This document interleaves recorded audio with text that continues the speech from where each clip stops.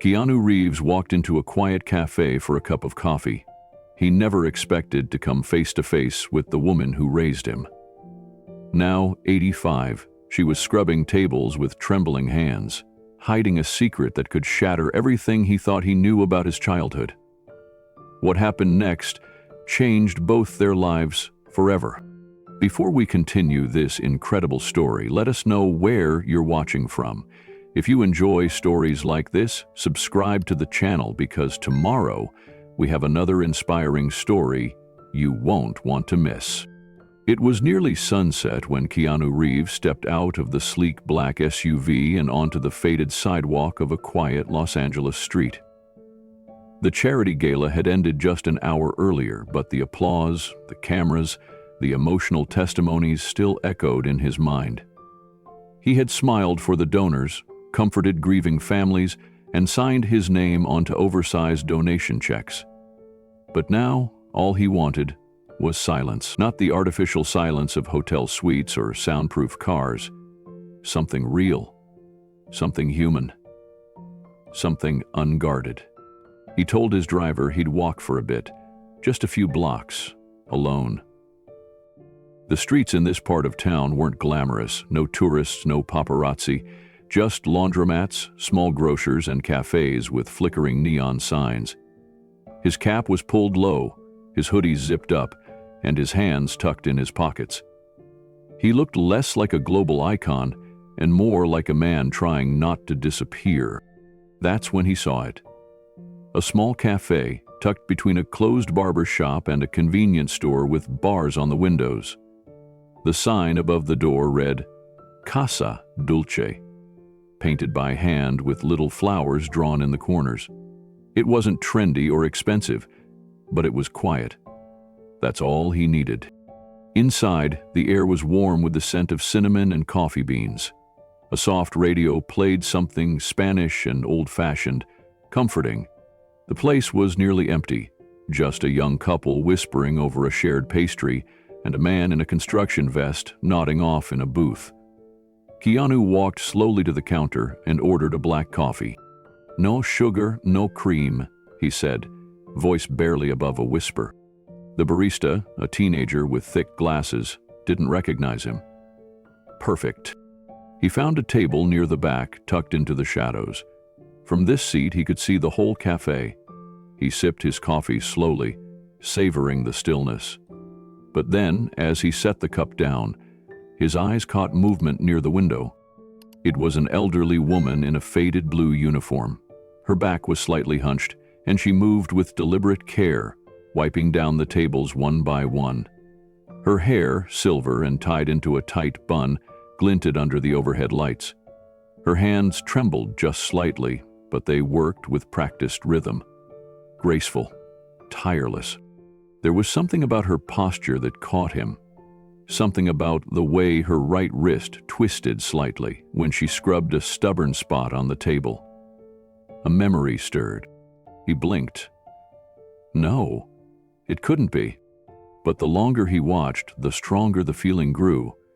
That tilt of the chin, the careful tuck of the rag into her belt, the way she glanced at customers, not with indifference, but with quiet attentiveness, as if she was still listening to the world. Then she turned, just slightly, enough for him to see her profile. His heart jumped. The coffee cup in his hand shook. Her cheekbones, that nose, those tired but familiar eyes. Keanu's breath caught. He whispered, barely audible, "Consuela?" The name hovered on his lips, trembling, unsure if it would vanish like a dream if he said it too loud.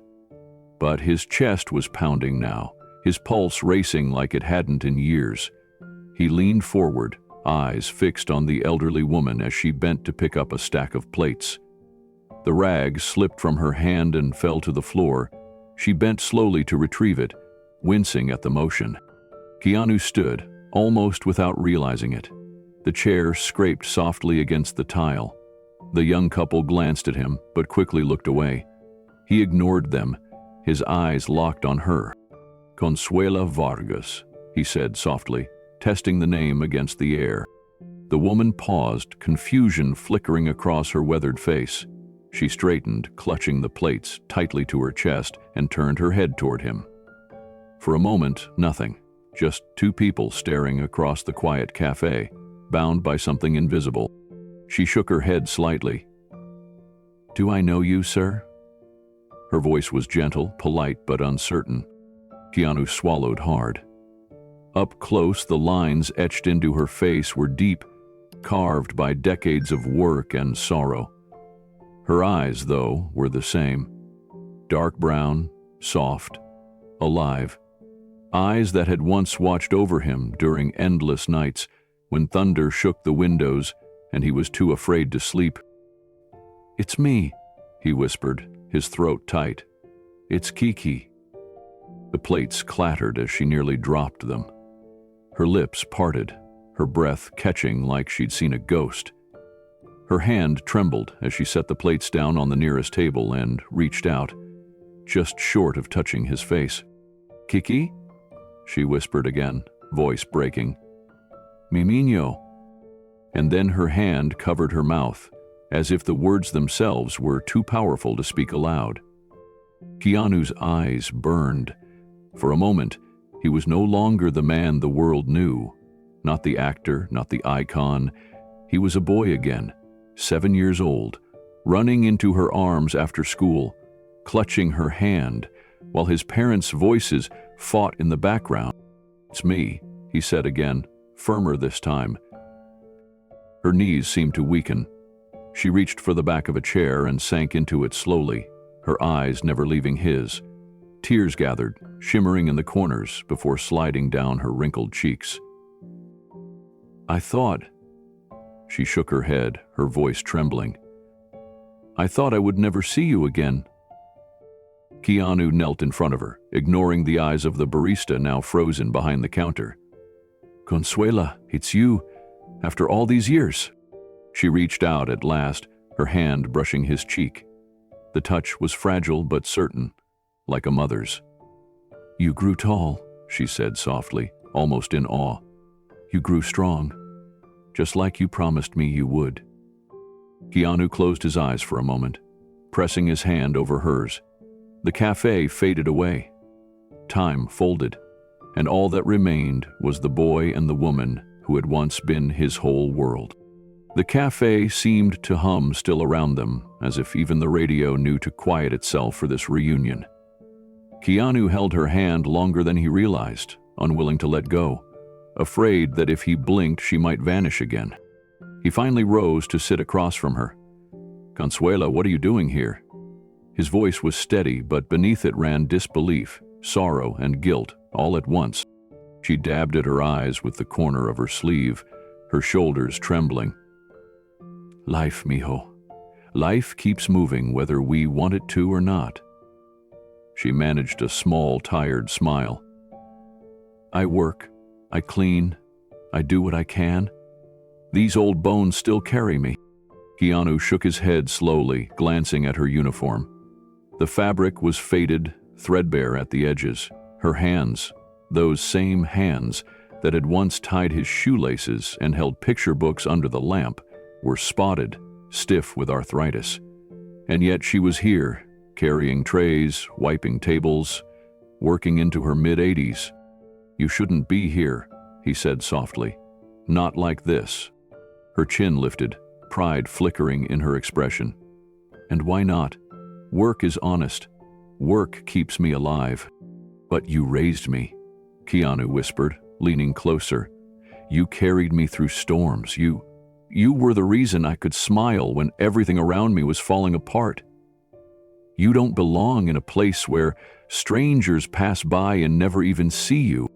She studied him carefully, her gaze deep, searching. "And yet, you saw me. After all these years, you still knew me." The words pierced his chest. He remembered flashes of childhood, the smell of her cooking in the kitchen, the soft hum of Spanish lullabies, her hand resting on his shoulder when his parents' fights became unbearable. She had been the anchor in his chaos, and now here she was, invisible to the world. Her life measured in shifts and bus schedules. Consuela, he murmured, struggling to contain the ache in his throat. I thought I'd lost you forever? I thought you were gone? Her eyes softened. I thought the same of you, Kiki. I saw your face on movie posters, on magazines, on screens I could barely afford to watch. I prayed for you every night. But I never thought our paths would cross again. The cafe manager's voice suddenly cut through the air. Consuela, tables 3 and 4 need clearing. She flinched, wiping at her cheeks quickly. I must go, she whispered, trying to stand. But Keanu reached out, gently touching her arm. Wait, please. Let me take you home after your shift. I need to know everything. I need to hear your story. Her eyes filled with conflict, duty, pride, exhaustion, but also something else. A quiet longing. She hesitated, then nodded faintly. 8 o'clock. When my work is done. Keanu leaned back, his chest tight, watching her shuffle back to work with slow, careful steps. Every movement she made cut into him like glass. As he lifted his coffee again, now cold and untouched, he whispered under his breath, Not again, not this time. I won't lose her again. The clock above the cafe counter ticked louder than the chatter of the few late customers. Keanu stayed in his corner, his coffee cold, his eyes following Consuela as she moved from table to table. Every step seemed heavier than the last, but her posture carried dignity. He waited until the hands of the clock reached 8, when she finally slipped into the back room, then returned a few minutes later with her apron folded neatly under her arm. Her break had arrived. She glanced at him uncertainly, as though afraid he might vanish if she blinked too long. He rose quickly and met her by the booth near the window. May I sit with you? He asked softly. She nodded and lowered herself into the seat with care, her hands resting on the table as if to steady herself.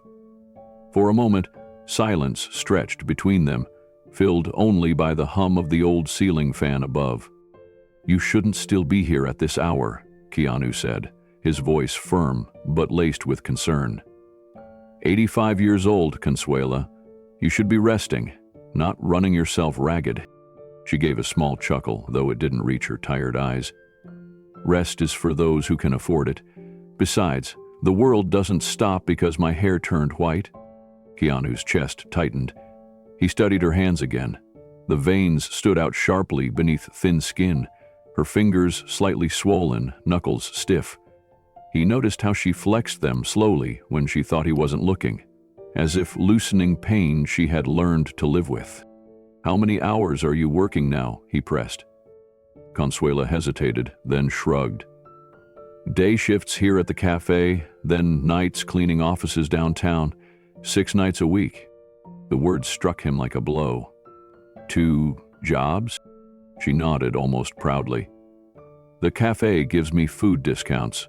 The office cleaning pays better. Together they keep me afloat. Rent, bills, medicine. Life is expensive, Kiki, even for an old bird like me. Her attempt at humor was gentle, but Keanu could see the fatigue behind it. But why? His voice cracked before he could steady it. Why should you be carrying trays and scrubbing floors after everything you've given? Her eyes softened, but her tone remained steady. Because no one else will do it for me. I was never the kind of woman to sit and wait for help. I keep moving because once you stop, she lifted her hands and let them fall. Then, it's over. He wanted to argue, to tell her it wasn't right, but he swallowed the words. He leaned forward instead. When you left Toronto, back then, you disappeared so suddenly. I was a boy, but I remember the day. One morning you were there, that night you were gone. Why? The question lingered between them. For the first time, her eyes turned down, shadows crossing her face. It was complicated, she said at last, her voice low. Keanu leaned back, frustrated by her answer, but he could see the heaviness in her eyes. It wasn't avoidance out of coldness. It was the weight of something she had carried for decades. Complicated how? He asked gently. Consuela shook her head. Not tonight, Kiki. Some truths live better in silence. She gave him a faint smile, though her lips trembled. You were a child. You don't need the old ghosts of my choices haunting you now. Keanu exhaled, his jaw tight. He wanted to push, but her words stopped him. The look in her eyes carried finality, a boundary she wasn't ready to let him cross. Instead, he shifted, studying her posture. She adjusted herself on the booth's seat, subtly stretching her legs. That's when he noticed it. Her ankles, faintly swollen, pressing against shoes too worn to hide the strain. He remembered her in Toronto, standing tall, carrying groceries, chasing after him when he ran into the yard. Now, every movement seemed to cost her something. Does it hurt? He asked quietly, nodding toward her legs. Consuela stiffened, her pride flashing. Old bones always hurt. It means they've carried a full life. Consuela? His voice softened, aching. You don't have to downplay it with me. I see you. I see how much this is costing you. She met his gaze, her eyes moistening. For a moment, the mask slipped, revealing the truth beneath her pride. But then she straightened, forcing a steadier tone. I've survived this long by laughing at pain. If I stop and complain, it wins. Keanu studied her, his chest burning. He had faced hardship, loneliness, loss, but she had endured quietly, invisibly, without recognition. I don't understand, he said finally. After all you did for me, for my family, why was there no one there for you? She shrugged, her shoulders rising and falling slowly. Not everyone has a safety net. My family, they're gone now. No children of my own, no husband still living. The rest are scattered, oceans away. At the end of the day, you learn to become your own family. Her words landed like stones. Keanu had the world's admiration, wealth, and fame, but here sat the woman who had been his foundation, living in obscurity, forgotten by nearly everyone except him. Before he could say more, a sharp voice broke the moment. Consuela breaks over. The cafe manager's head popped around the corner, his tone impatient. She nodded quickly, wiping at her eyes before Keanu could reach across the table. I have to go, mijo. Customers won't wait. He rose as she stood, watching her shuffle back toward the counter, lifting a tray of glasses with deliberate care. Her back bent slightly under the weight, but she didn't complain. She never complained. Keanu sank back into the booth, his hands tightening into fists. Money, fame, none of it mattered here. A tip wouldn't change her life, not this time.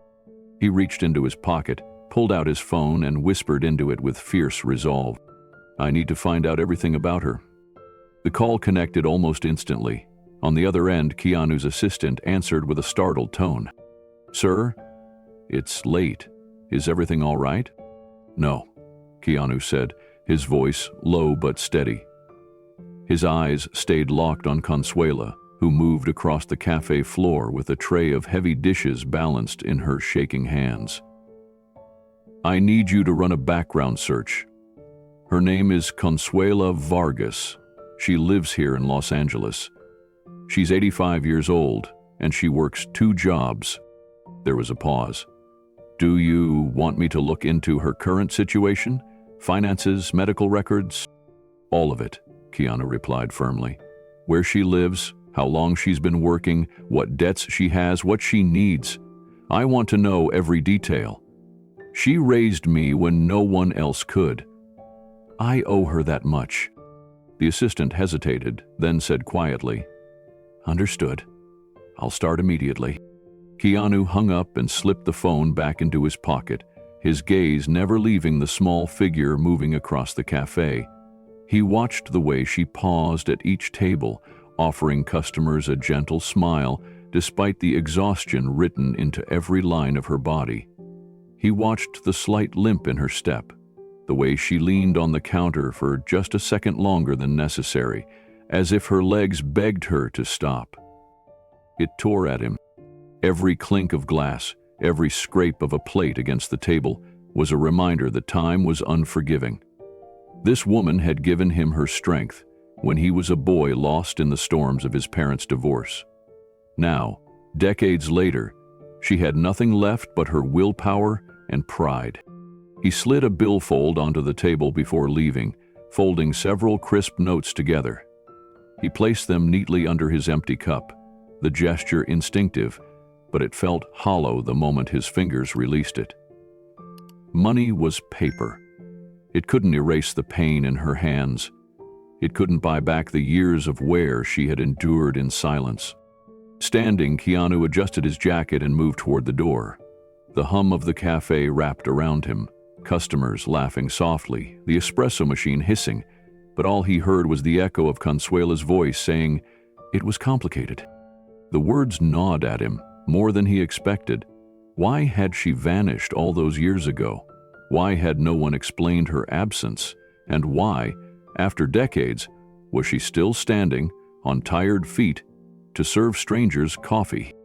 He stepped outside into the cool Los Angeles night. The street lamps cast long shadows across the sidewalk, the air buzzing faintly with the sound of passing cars. Keanu inhaled slowly, steadying himself. This wasn't over. He would not let it end here, with a tip on a table and unanswered questions lingering in the dark. He turned to his driver, who waited patiently near the curb. "Take me back," Keanu said. His voice was quiet, but beneath it lay an iron determination. "Tomorrow, we begin." Keanu sat in the corner of his hotel suite, staring at the city lights outside the floor-to-ceiling window. The room was silent except for the low hum of the air conditioning, but his mind was far too loud for sleep.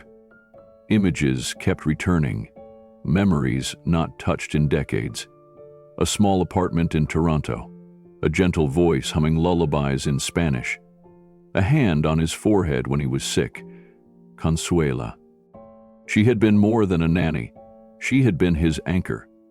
When his parents were shouting in the other room, it was Consuela who sat with him on the couch, reading stories in English and Spanish, her voice warm and calming.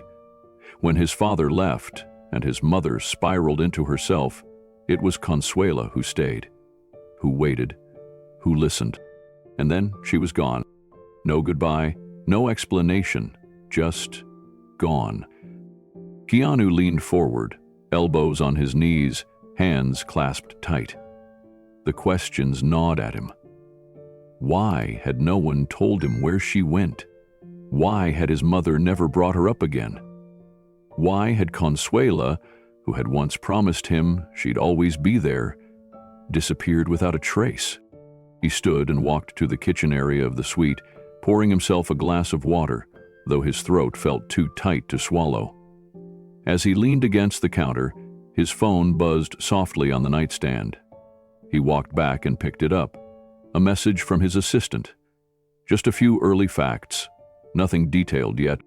Consuela Vargas, born 1939, Mexican immigrant. Became a Canadian resident in 1974. Hired by Patricia Taylor as a live-in domestic worker. Worked with the Reeves family until 1985. After that, no documented employment in Canada. Relocated to Los Angeles sometime between 1986 and 1988. No marriage, no children, multiple low-income jobs. That was it. A life boiled down into bullet points. Keanu swallowed hard. He opened his contacts and called his manager. It was well past midnight, but he didn't care.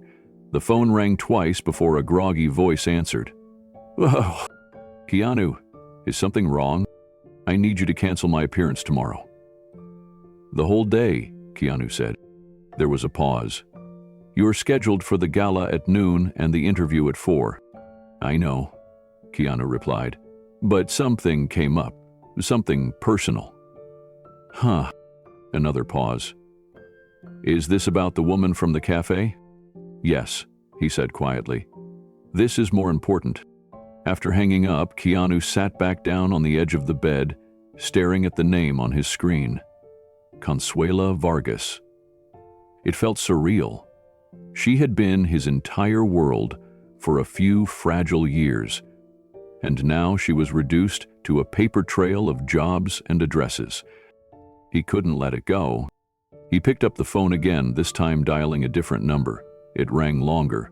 Then a calm, professional voice picked up. "Robert Beck Investigations. This is Keanu Reeves," he said. "I need to hire you for a personal matter, urgently." There was a short silence on the line. "Understood. What's the subject?" "A woman named Consuela Vargas. She was my nanny growing up in Toronto. I found her yesterday working as a waitress in LA.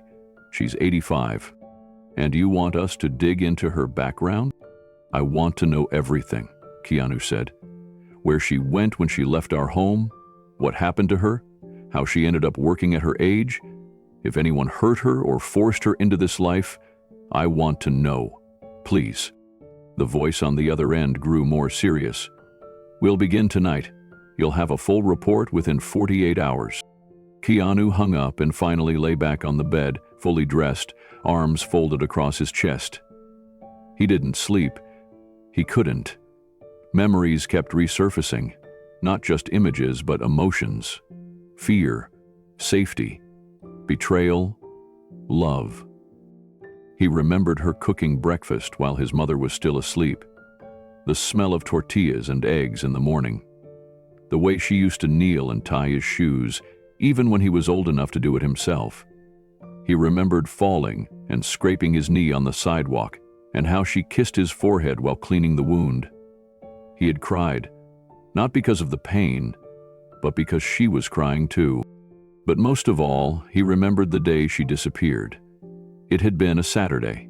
He came home from school early for some reason, an art project or a dentist appointment. The apartment was quiet, no Spanish music on the radio, no scent of cinnamon tea. Her shoes were gone from the doorway. He had waited by the window for hours, thinking maybe she had gone shopping. She never came back, and no one ever explained. Keanu clenched his jaw and turned toward the ceiling. Something wasn't right. He had been a kid, but even now, as a man with decades behind him, he could feel it. People didn't just vanish like that. Not people who loved you. Not unless something drove them away. The ache in his chest wasn't just from missing her. It was from knowing someone had taken her away. By the next evening, the investigator's report arrived. Keanu sat in the quiet of his hotel room. Lights dim, a cup of untouched tea growing cold beside him. He opened the file slowly, almost afraid of what he would find. The first few pages detailed a trail of employment. Low-wage jobs stretching back decades. After leaving his family's Toronto residence in 1986, Consuelo took a cleaning job at a nursing home just outside the city. 2 years later, she relocated to Chicago, working as a night custodian for a public school. From there, a string of cities: Cleveland, Phoenix, Sacramento, always alone, always working. No long gaps in employment, no signs of a personal life, no record of a spouse, children, or even close friends. Just work. Keanu's hands tightened on the paper. The next page chilled him. In 1986, 3 weeks before her sudden departure, a legal notice had been filed in Toronto's civil court. It had been a petition filed by his mother, requesting the termination of Consuela's employment contract due to personal boundary violations. No further details were included. Keanu's heart sank. He flipped the page. There was a scanned copy of a letter. It was from Consuela, written in careful, looping handwriting, dated 3 days after her dismissal. "I never meant to cross any lines," it read. "I only told him what he asked. I only told him the truth. I am sorry if that upset you, ma'am. I loved that boy like my own." Keanu put the page down, stunned. He was shaking. He had always sensed tension between his mother and Consuela, but he'd never understood why. Now a pattern emerged. Had Consuela told him something she wasn't supposed to? Something about his father? About the divorce? He rifled through the last few pages. They were filled with job applications, medical records, and one more note. This one from a reference call in 1992, where a restaurant manager described Consuela as warm, reliable, but emotionally guarded, like someone who lost something long ago. Keanu closed the file and pressed his hands to his face. She had been erased. Not just from his life, but from history. No celebration, no farewell, no explanation. She had worked tirelessly for decades, hidden in the shadows of cities, serving people who would never know what she had once meant to someone. But now he knew, and that changed everything. He stood up, grabbed his jacket, and dialed his assistant. "Book me another night here," he said. "Cancel everything else this week. I'm not leaving until I fix this." As he looked out over the city skyline, one vow echoed in his mind. She didn't leave him. She was taken, and he would find out why. Keanu stood in front of the faded green door, apartment number 4B, with a bouquet of small sunflowers in one hand and his heart pounding harder than it should have. The hallway smelled faintly of bleach and old carpet. A soft radio played in another unit. He took a breath, then knocked gently. There was shuffling on the other side. Then the door opened. Consuela stood there in her apron, her hair pulled back with a navy scarf. Her eyes widened in disbelief. "Signor Keanu?" she whispered, blinking twice as if unsure he was real. He gave a small smile and held out the flowers. "Hi, Consuela. I was nearby. Thought I'd bring these." She didn't reach for them right away. Her eyes darted down the hallway, then back at him. "You came all the way here?" "I did," he said. "May I come in?" She stepped aside quickly, still clearly flustered. Of course. Forgive the mess, mijo. It's just, I never thought I'd see you again." Keanu walked into a space that was both humble and sacred. The apartment was small, just a kitchenette, a couch, and a narrow hallway that led to a bedroom he could glimpse from where he stood, but every corner gleamed. The floor was spotless, the surfaces uncluttered. A single candle flickered beneath a framed photo of the Virgin of Guadalupe. A worn rosary lay nearby. On the opposite wall, Keanu paused. Framed and laminated, meticulously arranged with care, were newspaper clippings, magazine articles, even tabloid covers. A faded photo of him on stage with Dog Star, a New York Times feature on The Matrix, a still from John Wick, his face half in shadow, a childhood photo from a long-forgotten interview with his mother. Every piece of press he'd forgotten about, she had kept. "You've been following me?" he said softly. Consuela smiled nervously, fidgeting with the edge of her apron. "From afar. I never missed a thing, mijo. Every movie, every interview. I even recorded some on VHS back when I had a player. I kept track of you the only way I could." He turned to face her. "Why didn't you reach out?" She looked down at the floor, her voice small. "You were soaring. You had the whole world watching you. I didn't want to be a weight. Didn't want to pull you back." Keanu's throat tightened. "You were never a weight. You were the only steady thing in my life back then." Her hands trembled as she reached out and finally accepted the flowers. She smelled them and chuckled through the emotion. "Sunflowers. Your favorite. You remember?" "I remember everything," he said. She gestured for him to sit on the couch, brushing a folded blanket aside. "I would have cleaned more if I knew you were coming. This place, it's not much." "It's perfect," he replied. He scanned the apartment again. The signs of pride, of devotion, of silent years spent loving from a distance. His heart ached at the thought of it, and something in him knew this visit was long overdue. They sat in a quiet stillness, broken only by the soft ticking of a wall clock above the stove. The sunlight through the curtains painted golden stripes across the floor. Keanu watched her settle into the armchair across from him, her hands resting on her knees. He noticed the small things, the threadbare arms of the chair, the folded paper towel she used as a coaster, a pair of old slippers tucked neatly by the door. Life had not been easy here. Every object whispered sacrifice. "You've been working all these years?" Keanu said quietly. No retirement? Consuela shrugged, offering a smile that didn't quite reach her eyes.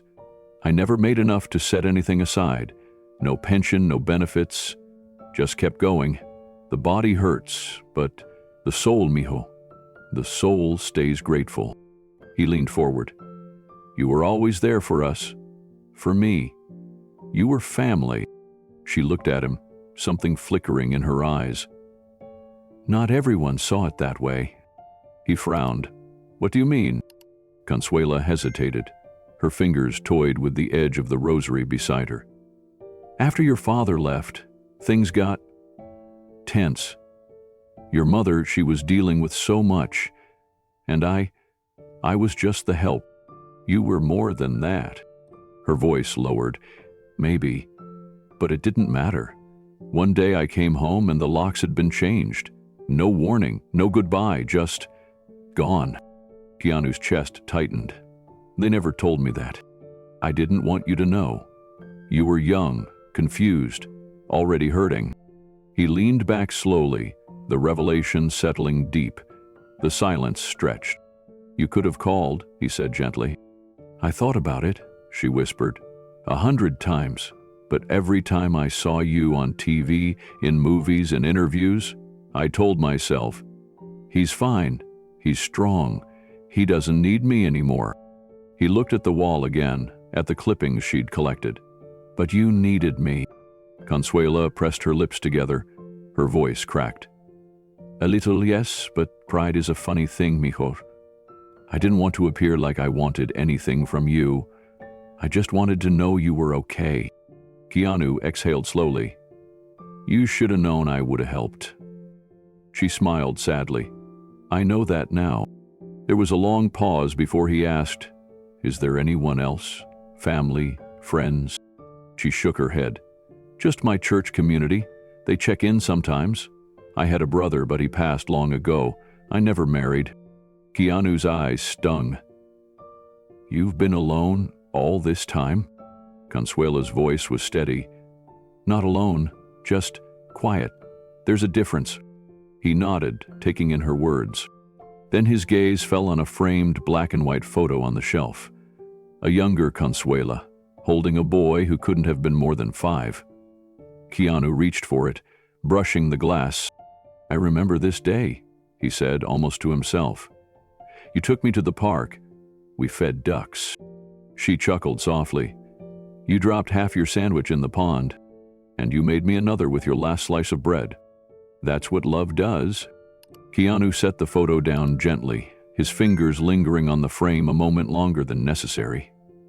He looked back at her, the woman who had once braided his hair before school, who taught him how to pray when he was scared, who stood in the shadows of his life while he stood in the spotlight. You were my constant, he said, voice thick with emotion. I didn't even realize how much until now. Consuela blinked, her lashes wet. And you were my joy. Every time I saw you smile, every time I heard your name, I felt like maybe I did something right. He reached across the small coffee table and took her hand. Her skin was thin, but her grip was strong. No one should live like this, he said, not after giving so much. I've lived with dignity, she replied.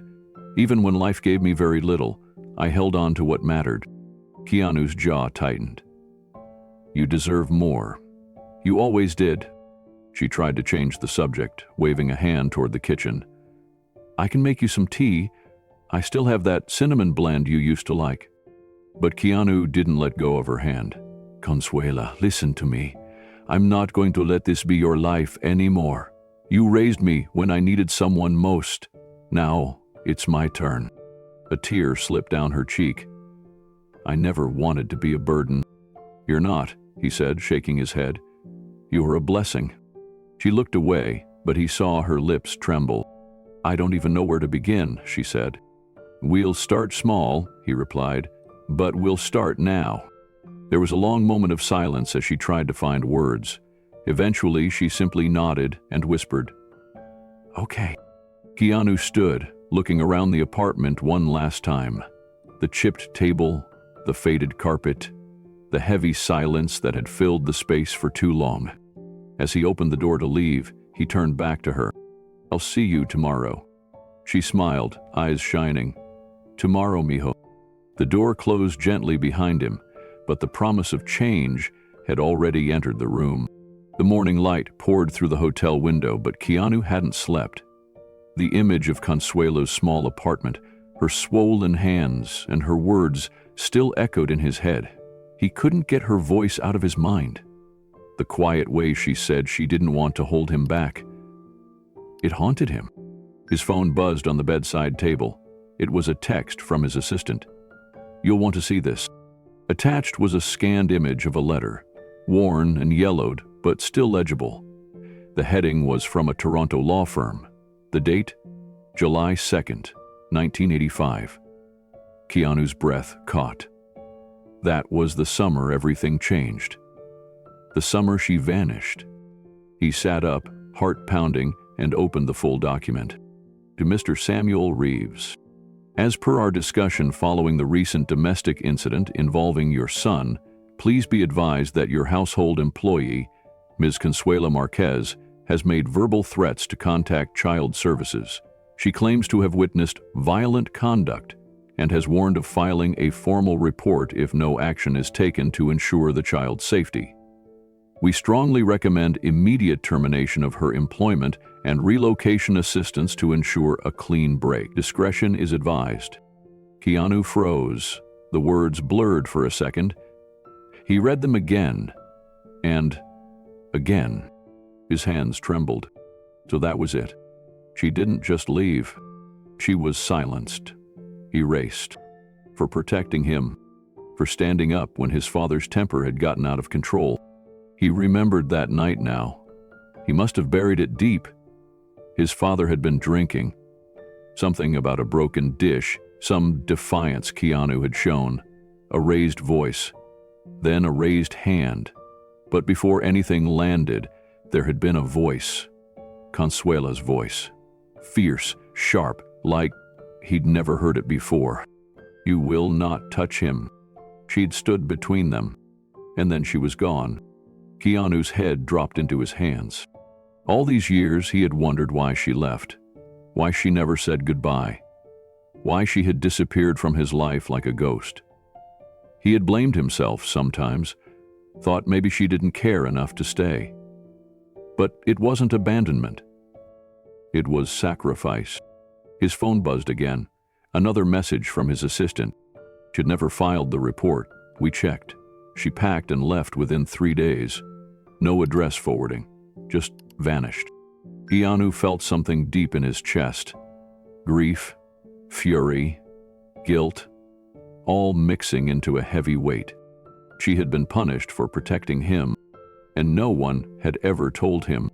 Keanu stood in the middle of the room, staring out the hotel window, but not really seeing the city below. The letter rested on the table beside him like a wound reopened. He pressed his hands against the cold glass, trying to steady his thoughts. So many pieces of his childhood suddenly rearranged themselves. The animation Cortilla didn't exist, but it was giving him two voices. He had always believed Consuela left because of life's unpredictability. Maybe a family emergency, maybe she'd found another job. That was what his mother had told him at the time. "She had to go, honey. It was sudden, but we're okay." But it hadn't been okay, and it hadn't been sudden. It had been calculated, cruel. The woman who sang to him in Spanish lullabies, the woman who made him feel safe in a home that often wasn't, the woman who packed his lunches with little notes tucked inside, gone in 3 days, discarded like she never mattered. Keanu called his assistant. "I need to speak with the investigator now." Within minutes, the call connected. "Mr. Reeves," the voice said, "we've confirmed the letter's authenticity. The law firm still exists, and the signature matches the managing partner at the time. We also located archived personnel files from the Reeves estate. Her dismissal was officially recorded under the reason conduct unbecoming. No further elaboration. But we've interviewed 2 former staff members from the household. One of them remembered a shouting match, said she heard Consuela yelling at your father, said it was the first time anyone had ever challenged him like that. Keanu swallowed hard. And after that, she was gone. No goodbye, no party, no mention. Like she'd never been there. He nodded, then paused. Do we know where she went? How she survived? Dean bought a bus ticket to Los Angeles, paid in cash. After that, there's a gap.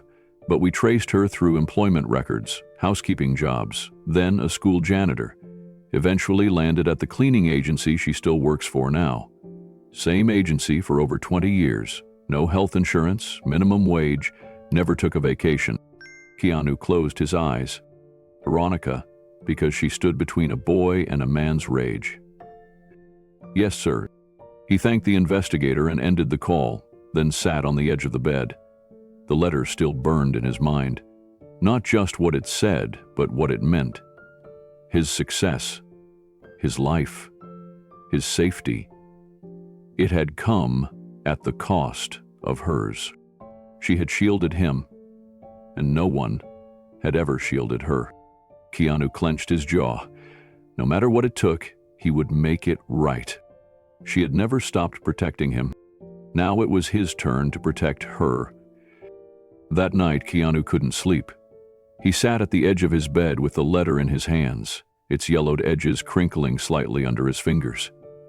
It felt like holding history, a hidden chapter, a betrayal masked in legal language. He read it again and again, each time feeling the words stab a little deeper. He remembered the day Consuela vanished. He'd come home from school with a crayon drawing he'd made just for her. He was only 9, excited to show her. But the kitchen was quiet, her slippers were gone, her room empty. His mother said she'd left, and that was all he got. No hugs goodbye, no last lullaby, just absence. Now he knew it hadn't been her choice. She hadn't abandoned him. She had been erased. Keanu rose from the bed and walked across the room, still clutching the letter. His phone buzzed on the nightstand. It was a message from his assistant. Should I start drafting an official statement? Media inquiry came in about your canceled appearance. He stared at the screen, then typed back. No statement. Not yet. This is personal. Then he added, also find out if the agency Consuela works for offers any benefits, health, retirement, anything. And check her work hours. I need to know how much longer she's scheduled. He hit send and exhaled. He couldn't stop picturing her, standing in that small kitchen, serving coffee with trembling hands, cleaning floors long after her body should have retired. The woman who once knelt beside his bed to comfort him through nightmares was now sleeping alone in a creaky apartment with swollen ankles and fading dreams. And all this time, she'd been watching his life unfold from a distance, silently cheering, silently hurting. He walked to the minibar and poured himself a glass of water. As he drank, his gaze drifted to the framed photos on the hotel wall. Glamorous cityscapes, wealth, luxury. None of it meant anything right now. What mattered was a woman who had lost everything for doing the right thing. He picked up the phone again. This time he called an old friend, a lawyer he trusted. I need help, Keanu said.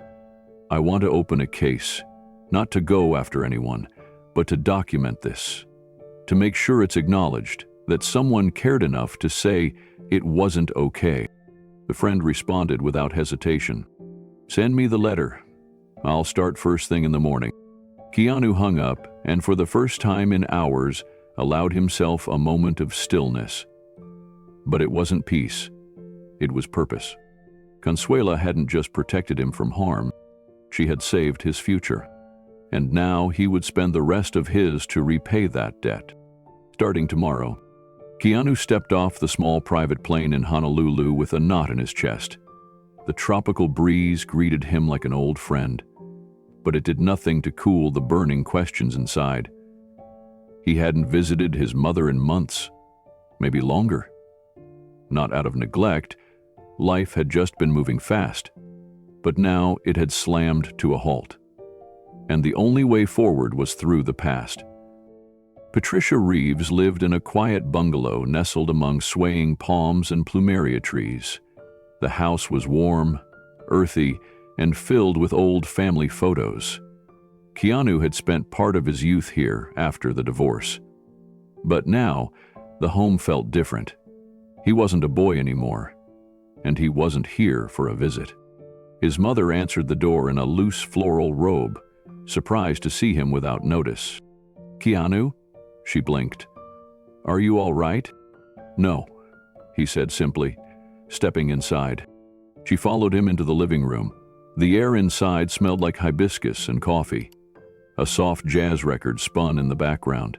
She reached to pour him some tea, but he raised a hand to stop her. "I'm not here for tea."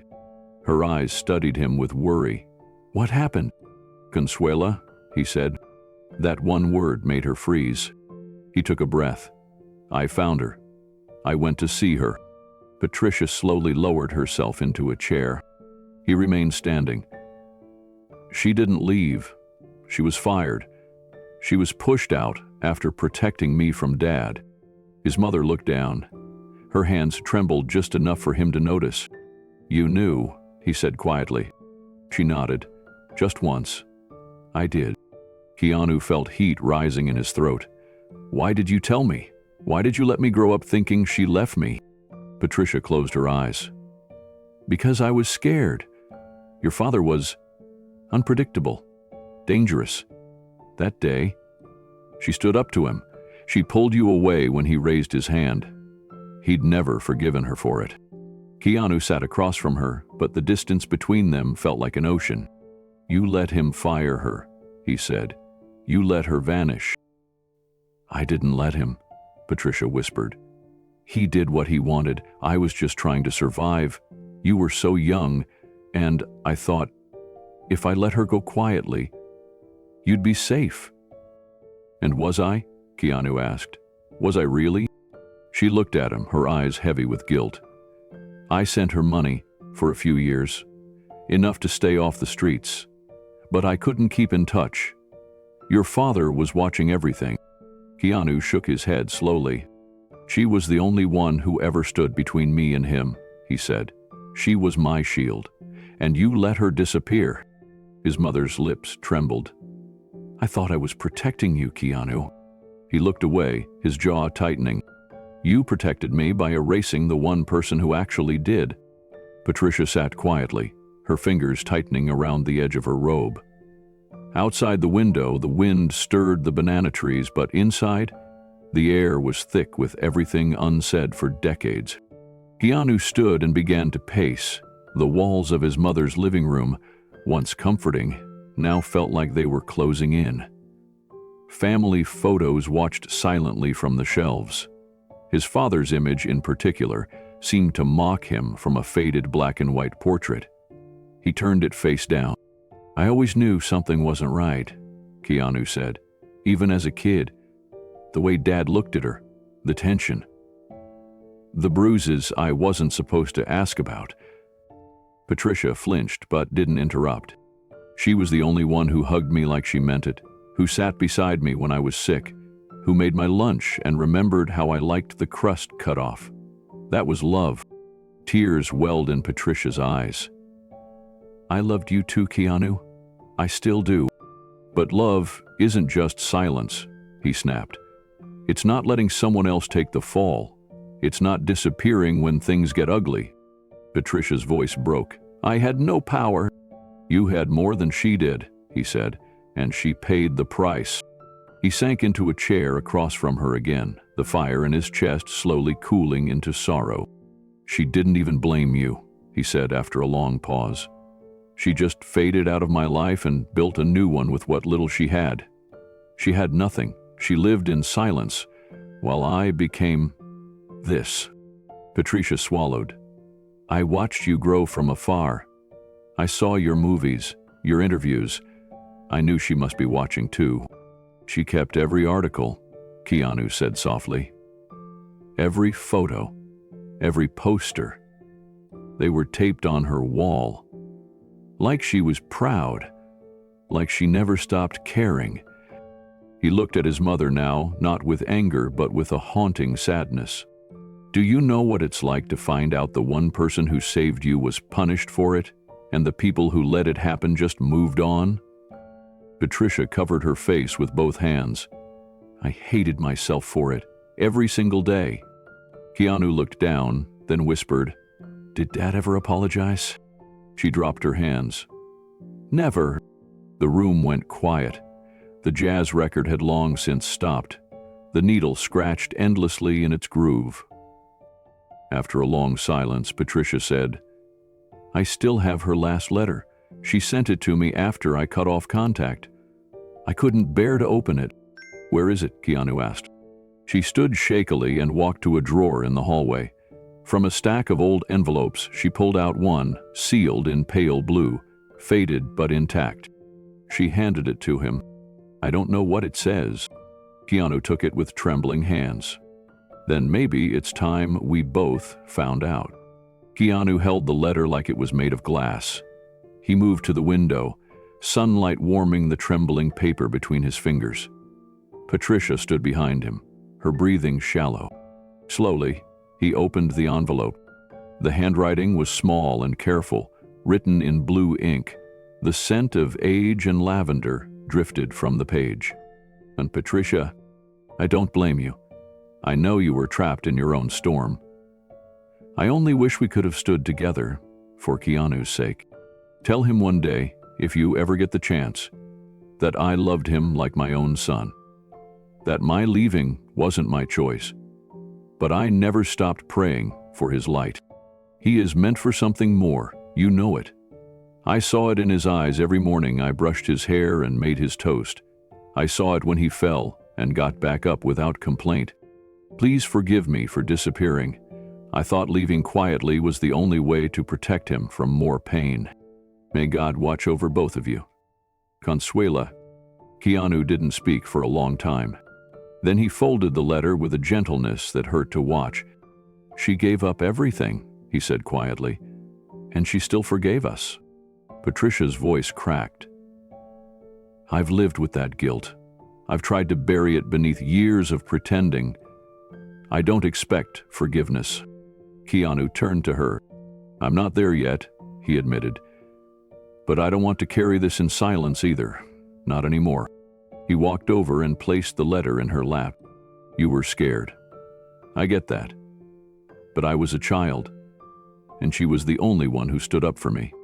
Patricia nodded, her eyes full of tears. "What will you do now?" she asked. He looked out the window again. "I'm going back to her, to thank her, to make sure she never feels forgotten again." He paused. "And maybe to begin something new." Patricia didn't ask for details. She didn't need to.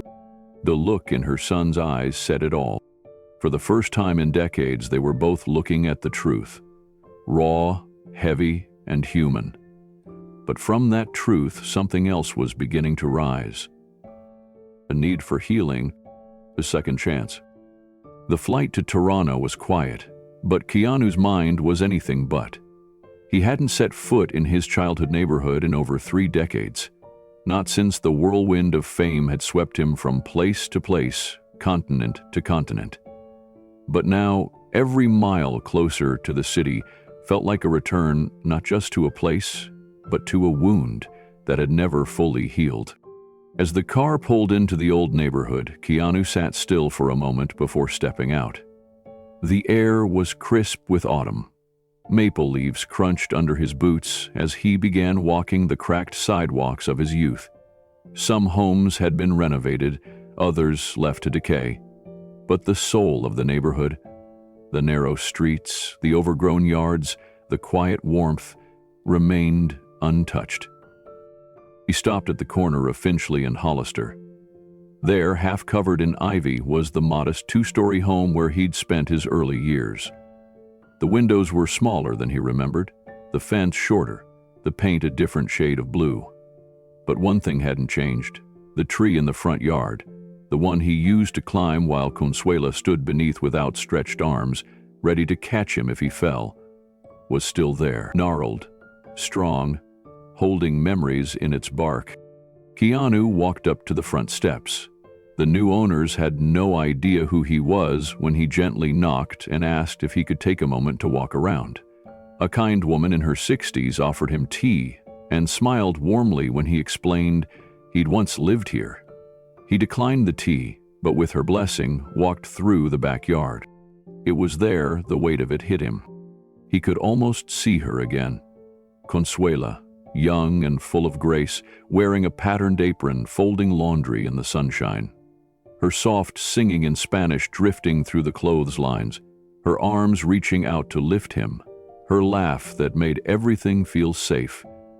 She'd been his world when his parents were too lost in their own pain to notice him slipping through the cracks.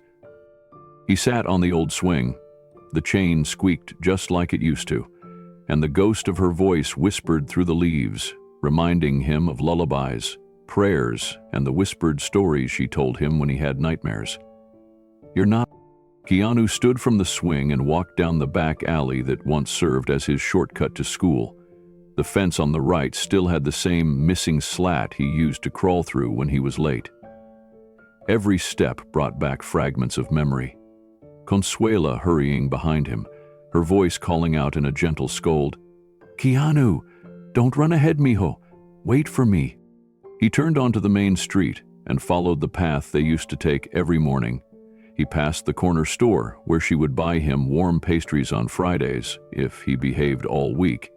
He remembered how she always kept exact change in her coin purse, how her fingers trembled slightly, but her smile never did.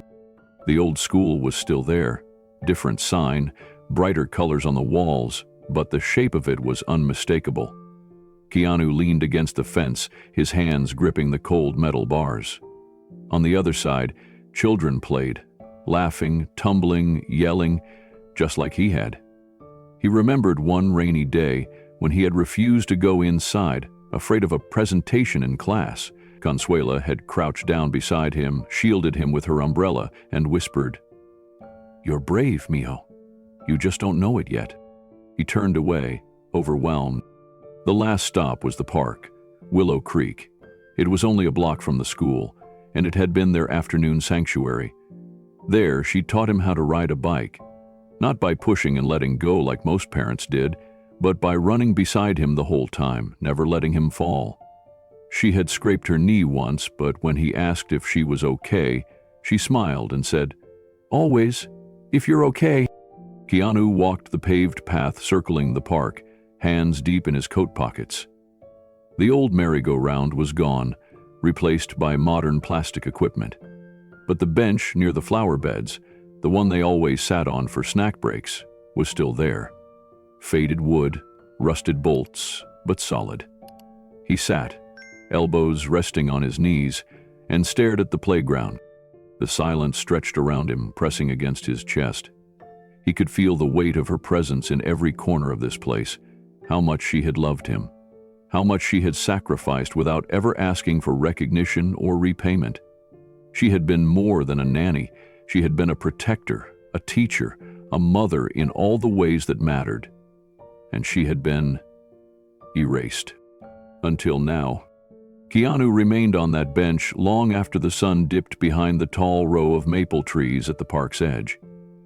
The wind grew cooler, brushing leaves along the path like whispers from a time gone by. He could almost hear her voice again, low and steady, humming a lullaby from her village in Mexico, a tune he hadn't realized he still remembered. It was strange how the body stored things the mind had long buried. Eventually he rose and walked toward the community center nearby. It had once been a church, and inside that church Consuela had taken him on Sundays, not for Mass, but for the food pantry where she volunteered. He had been too young to understand, always confused about why they were there when he knew his family had money. But she had said, "We help because we can." That's the rule, and she had taught him how to sort cans, how to fold clothes neatly, how to say thank you to strangers with dignity. That day came back to him now in vivid color, her hands guiding his small ones as he handed a winter coat to a shivering girl. The way Consuela had crouched and zipped up the little girl's coat, patting her cheeks gently, saying, "You are not alone, mi cielo." Keanu remembered how the girl had smiled through tears. He had never forgotten that face. That moment had stayed with him in every film he ever made where he played a protector or a savior. It had all begun here. He walked back toward the house, not his old one, but the one across the street. It belonged to the Hargreaves family, who used to wave to him from their porch. As he stood at their gate now, the door creaked open and an elderly man stepped out with a cane. "You're the Reeves boy," the man said with a grin. "My wife said it was you." I told her no way, not after all these years. Keanu nodded. "It's me." "Well, I'll be," the man chuckled. "You looking for ghosts or memories?" Keanu gave a soft laugh. "A bit of both." The man's face softened. "We always wondered what happened to her. The woman who raised you. She was kind, quiet, but fierce when it came to you." Keanu looked down, voice tight. "She disappeared one day, and no one told me why." "She didn't want to leave," the man said. "She cried on her porch the night she packed, said it wasn't safe anymore. She made us promise not to tell." Keanu closed his eyes. Even here, all those years ago, Consuela had been protecting him. Back at his rental car, Keanu sat in the front seat, door still open, staring at the house across the street.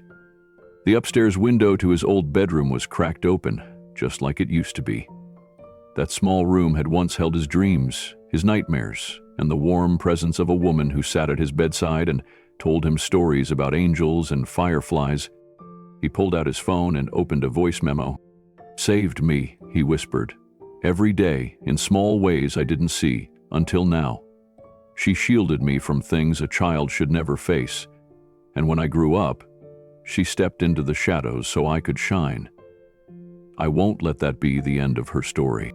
He ended the recording and looked out one last time at the quiet street, still lined with the same trees, still holding the same echoes. "I'm coming back for you, Consuela," he murmured. "You saved me. Now, I'll save you." The cab slowed to a stop just outside the small café in Pasadena. Keanu stepped out, carrying nothing but a small envelope and a quiet storm behind his eyes.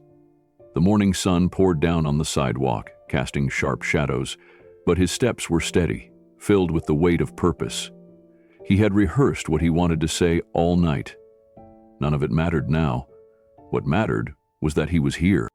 Consuela was already seated at her usual table near the window, her hands wrapped around a mug of tea. She looked smaller than he remembered.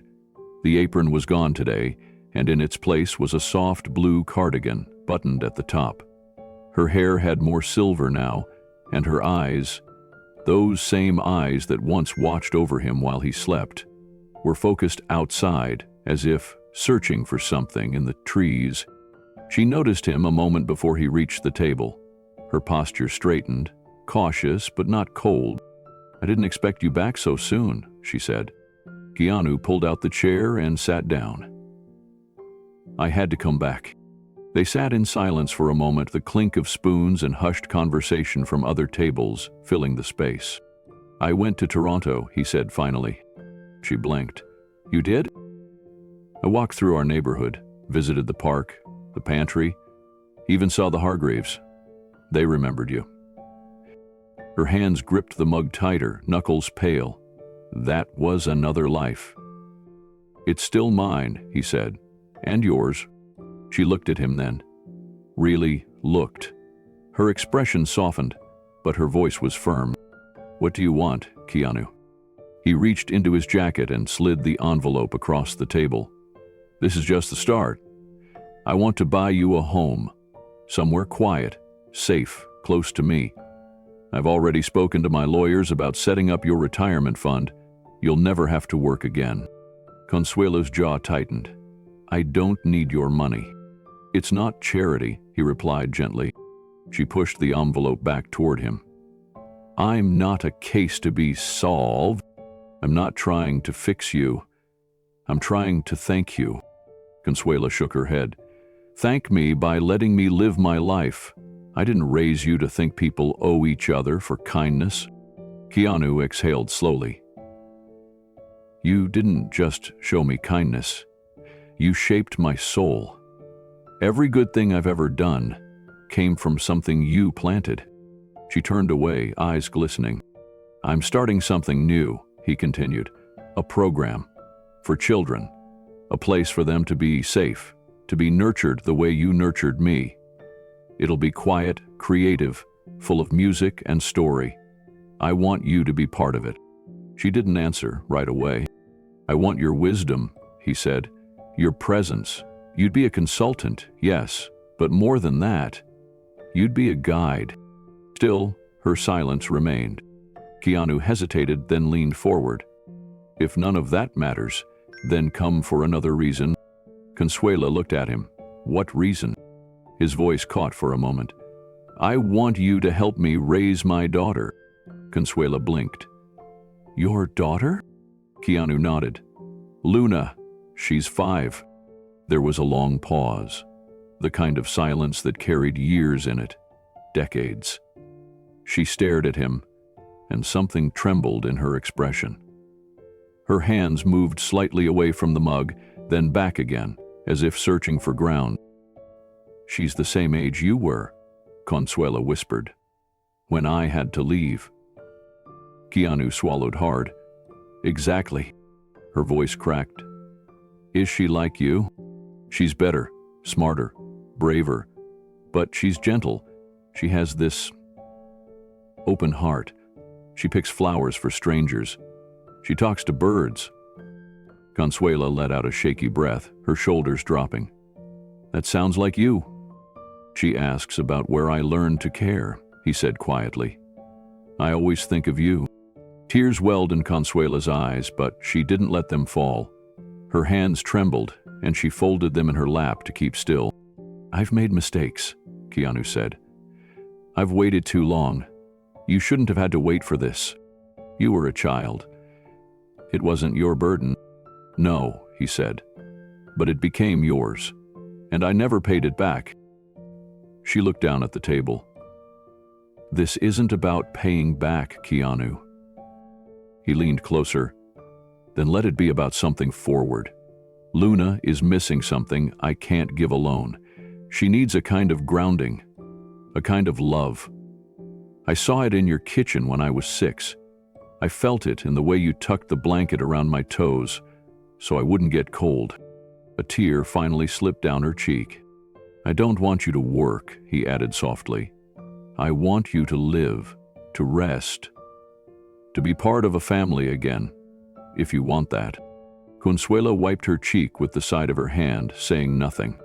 "I'm not trying to erase the pain," Keanu said, "but maybe we can plant something new." He took a small photograph from his coat pocket. It was Luna, barefoot in their backyard garden, holding a sunflower bigger than her face. Her dark eyes sparkled with sunlight. Consuela reached for it with trembling fingers. "She looks," she started, then trailed off. "I know." She stared at the photo for a long time, then looked up. "I wouldn't know what to say to her." "Start with your name," Keanu whispered. "She'll do the rest." Consuela laughed softly through her tears. Another pause. The street outside bustled faintly. Inside the cafe, time slowed. "I can't promise anything long-term," she said. "I'm not asking you to," Keanu replied. "Just come for a visit. Meet her." Consuela looked down at the photo again. Her lips parted. "Like that," she said at last. Keanu's shoulders eased, as if he'd been holding something up for years. "I'll make the arrangements," he said. She nodded. As they stood to leave, Consuela placed the photo gently in her purse. For the first time in years, her steps felt lighter. And outside, Keanu whispered under his breath, "She saved me. Maybe now Luna will save her too." The morning sun spilled gently through the wide kitchen windows, casting a golden hue across the polished countertops and warm wood cabinets. Keanu stood by the doorway, arms folded, watching with a quiet, measured breath as Luna carefully cracked an egg into a mixing bowl. Her brows were furrowed in concentration, her tongue poking out slightly in the way she always did when trying to impress. Beside her stood Consuela, wearing a soft blue apron embroidered with tiny sunflowers. She didn't correct Luna with stern words. She guided her with gentle touches, subtle nods, and soft humming. The melody was something old, Spanish. A lullaby Keanu hadn't heard since he was a child, yet the tune reached some dormant place inside him and unlocked it, like a door that had been quietly waiting to be opened again. Muy bien, mi amor, Consuela whispered as Luna proudly stirred the batter. Now we add just a pinch more sugar, you see? Not too much, just enough for joy. Luna giggled. Just enough for joy, like that. From his place near the doorway, Keanu pressed a hand to his mouth, his eyes brimming. He didn't expect it to happen this quickly, this easily. When he'd asked Consuela to visit, he'd only hoped she'd be willing to see Luna, maybe spend a day with her. But within minutes of entering the house, the woman who had once raised him had moved with complete naturalness into the rhythm of family. They had sat at the breakfast table earlier, just the three of them. Luna had been cautious at first, glancing at Consuela as if she wasn't sure what to make of the quiet woman with the thick accent and the warm eyes. But then Consuela had placed a hand over Luna's, looked her in the eyes and asked gently, "Would you like to bake something with me today? I have a recipe from long ago. It used to make someone I loved very happy." That someone, of course, had been Keanu. And Luna said yes without hesitation. Now they stood side by side in the kitchen, two generations folding time into flour and sugar. Luna babbled on about her favorite kinds of cookies and how she wanted to learn to make cakes like the ones on TV. Consuela listened without interrupting, responding with affirming hums and short stories of her own childhood in Mexico, where her mother had taught her to bake with an old clay oven in the back of their house. Keanu slowly stepped farther into the room. He didn't want to interrupt, but he also couldn't stay at a distance anymore. He moved to the far side of the counter and leaned on it, smiling when Luna looked up. "Daddy," she said brightly, holding up her flour-covered hands. "We're making sugar cookies, but with a twist." "A twist, Keanu said, raising his eyebrows. "Yeah, she adds cinnamon and vanilla and a little orange peel." "That's how I made them for you," Consuela said softly, meeting his gaze. Her voice faltered at the last word. "For you." Keanu nodded. He remembered. The scent was already filling the air. The cookies were in the oven now, and the kitchen had taken on that warm, nostalgic smell of browned sugar and citrus. Consuela sat in the living room, her back resting against a floral-patterned cushion, while Luna nestled beside her with a picture book in hand. They weren't reading, not really. Luna was pointing out the characters, making up stories for them, and Consuela followed along, adding soft, thoughtful questions to keep her imagination going. Keanu stood in the hallway, just out of sight. His arms were crossed, but this time not from tension. He was just holding himself together. He could hear Luna's little voice, animated and playful, as she explained how the bear in the story was a chef and the bunny was his best friend who always burned the toast. Then came the part that made Keanu stop breathing. Consuela laughed, then began singing again. That same lullaby from earlier, only this time slower, more intimate, as if the tune had waited decades to return to the place where it truly belonged. Luna laid her head gently on Consuela's lap and let her eyes close. "That song makes me feel safe," she whispered. Consuela's hands froze for a moment. Then she slowly placed her palm on the back of Luna's head, stroking her hair. Her lips trembled. "She used to do that to me," Keanu said quietly, stepping into the room. Consuela looked up. Her eyes were shining, but she didn't hide it. Neither did Keanu. "I would fall asleep like that," he said, nodding toward Luna. "On your lap, after school, after nightmares, after everything." Consuela kept her gaze on him. "I remember."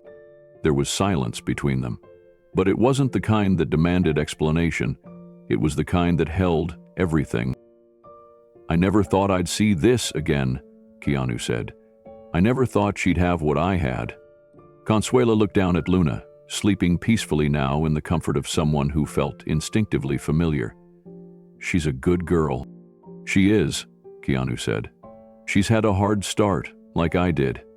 But she's strong, and she trusts easily. That scares me sometimes. It should, Consuela replied. But it also means she knows what love feels like. Not every child gets that. Keanu lowered himself onto the edge of the armchair across from them. I've spent most of my life wondering if I would ever get the chance to give back what you gave me. You taught me what a home felt like, even when I didn't understand the words. Consuelo looked at him. And now you have a daughter who understands without words. He nodded, and she has you. Consuelo looked down again, her hand still resting gently on Luna's back. For as long as she wants me. That night, after tucking Luna into bed, Keanu lingered by the door, watching her breathe in rhythm with peace. As he turned to leave, Luna stirred and whispered, "She makes me feel safe, Daddy." Keanu froze. He walked back, kissed her forehead, and whispered, "She made me feel that way too." Downstairs, Consuela sat quietly in the kitchen, her eyes distant but full. Keanu joined her, placing his hand gently over hers. "She's not just healing me," he said softly. "She's healing you too." Consuela nodded slowly. "And maybe I'm healing myself." The afternoon sun spilled softly through the kitchen window as Consuela reached into the bottom drawer of an old cabinet and retrieved a small wooden chest. It looked worn, the kind of box that had traveled through decades and continents. The brass latch clicked open, and she placed the chest on the table between her and Keanu. "I've kept this for over 40 years, she said quietly, her fingers trembling as she opened the lid. Inside were layers of folded papers, each yellowed with age, the ink faded but still legible. Keanu leaned in, his breath catching as he recognized the first sheet on top, a drawing of a rocket ship, crudely shaped with crayons, the name Starlight Voyager scrawled across the top in shaky handwriting. He remembered that name. He had invented it when he was 6. Beneath it were dozens more, drawings of spaceships, motorbikes, heroes with capes, and scribbled scripts for imaginary movies. There were poems about loneliness, a paper guitar cut from cardboard, even a napkin with a stick figure and the words, "You're my favorite person," written in red marker. "You saved all this?" he whispered. Consuela nodded, a soft smile touching her lips. "You used to give them to me after school. You said I was the only one who listened to your stories. I couldn't throw them away. They were too full of you." Keanu carefully lifted one page at a time, his eyes misting as memories returned with every crayon stroke. It wasn't just paper. It was proof. Proof that someone had seen him when he was invisible. Someone had believed in him when the house around him was filled with silence, anger, or absence. "You always knew I'd become something?" he asked gently, eyes still locked on the box. "I didn't know what," Consuela replied, "but I knew it would be something beautiful. Your spirit was too big to stay hidden forever." Keanu swallowed hard. The weight of gratitude pressed on his chest. He reached across the table and took her hand. She squeezed back, firm but fragile. After a long pause, she reached further into the chest and pulled out a small folder. "There's something else," she said, placing it before him. "Something I haven't told anyone, not even your mother." Keanu opened the folder. Inside were neatly typed reference letters, nanny evaluations, and termination notices, each with different names and cities, but with one common thread. Words like uncooperative, interferes with family discipline, oversteps boundaries, and in handwritten notes, scrawled comments like stood up for child when not asked, or reported suspected abuse to authorities. "I kept working after I left your family," Consuela said softly. "I had no choice. I cleaned houses, Then I went back to caring for children. I thought I could build a new life, but I couldn't stop speaking up. Every time I saw something wrong, a bruise, a locked door, a child who flinched when their father walked in, I spoke, and each time I lost my job. Keanu read the papers in silence, each one cut a little deeper. "You were blacklisted," he murmured. "Yes," she replied. "By word of mouth. These families talk." I became known as the nanny who couldn't mind her place. Eventually, no one would hire me. I started using different names, but it didn't matter. I was always found out. The truth clings to people who can't lie. Keanu looked up, his throat tight. "You lost everything because you protected us." Consuela shook her head. "No, mijo, I kept my soul. That was everything." Keanu sat in stunned silence as Consuela gathered the papers back into the folder. His heart ached, not just for what she'd endured, but for how long she had carried it in silence. It was a kind of quiet suffering most people never saw. And yet, it explained so much. Her absence, her poverty, her exhaustion. The years that should have been full of peace had been spent in turmoil, not because of failure, but because of courage. "I had no idea," he said finally, voice low. "All these years, I thought maybe you left because you had to move on. I never imagined this." Consuela looked at him with tired but steady eyes. "I wanted to stay with you. Every day after I left, I wondered if you were okay, but I also knew if I stayed silent, if I played along, I'd be part of the problem. I'd be just another adult who looked away." Keanu nodded slowly. "You couldn't do that." "No," she said. "Not after what I saw. Not after what I knew." He leaned back in his chair, still holding one of the drawings from the box. A small boy with a big smile, standing on a mountain with a red cape and the words "Super Keanu" underneath. The drawing was shaky, lopsided, but something about it hit him hard. "I was that kid because of you," he said. "I dreamed of being a hero because you treated me like I mattered. You didn't just raise me, you gave me back to myself." Consuela's eyes softened. "You were always a good boy. Even when things at home were hard. You used to wait at the window for me.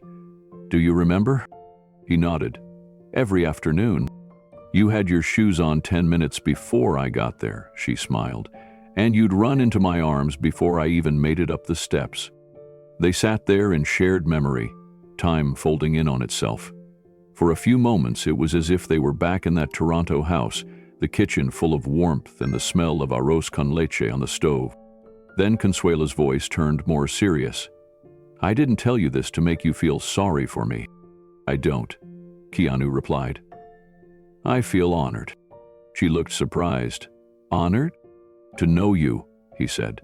"To be raised by someone who refused to trade truth for comfort.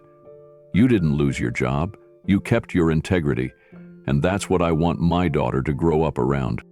Consuela's eyes welled up. "You really mean that?" "I do, and I think it's time the world hears your story.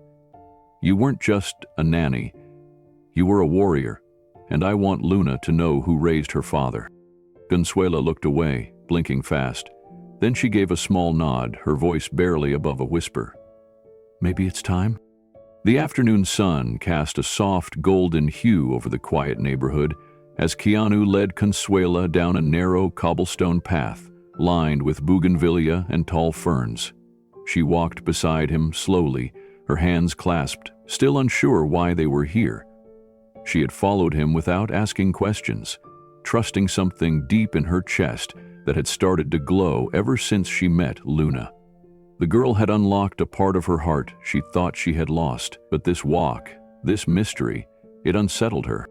Keanu stopped in front of a small white bungalow tucked behind a low stone wall. The house looked like something from a dream. Cream-colored walls, a red-tiled roof, lavender blooming in little garden beds along the porch. There was a wind chime made of sea glass, gently dancing in the breeze. He turned to her, and gave a soft smile. "I want to show you something," he said quietly. He pushed the gate open and let her step in first. The path led to a wide wooden door already ajar. Inside, warm light spilled out. She hesitated. Her hands trembled. Her feet froze. Keanu gently placed a hand on her back. "It's okay," he whispered. Consuela stepped inside, and the moment she crossed the threshold, she gasped. The living room was painted in soft, earthy tones, and the walls were lined with dozens of framed drawings. Childlike, wild, colorful. Rockets, mountains, stick-figure families holding hands under stars. They weren't just any drawings. They were Luna's. Consuela knew her style now.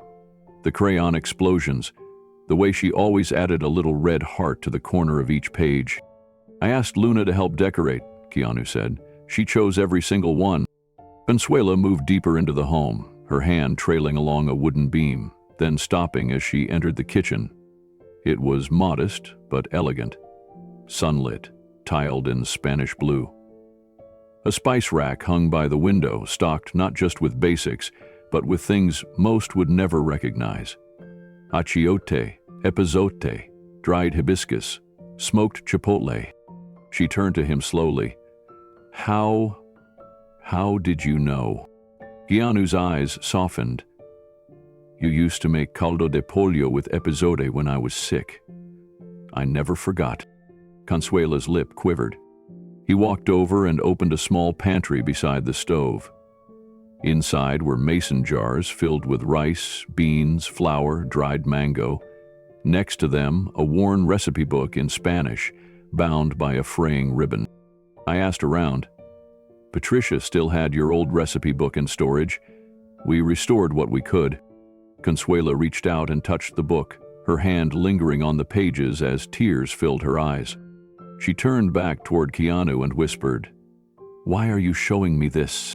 Keanu didn't answer right away.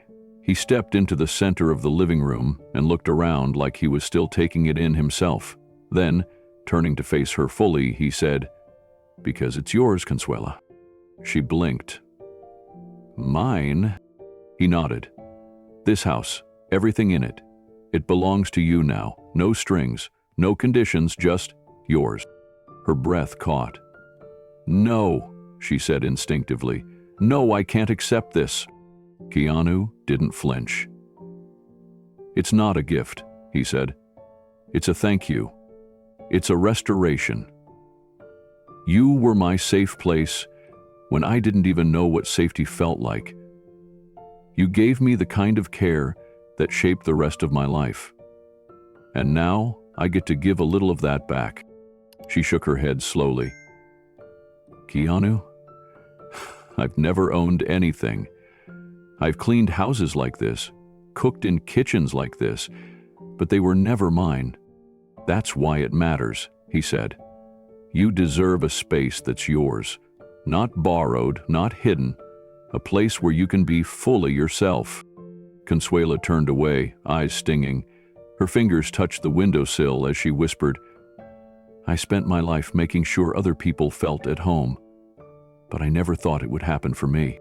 Keanu stepped beside her. "It's happening now." For a long moment, the silence between them said more than words could. Then Consuela looked around the room again. She saw Luna's drawings, the reading nook with soft pillows, the kettle already placed on the stove.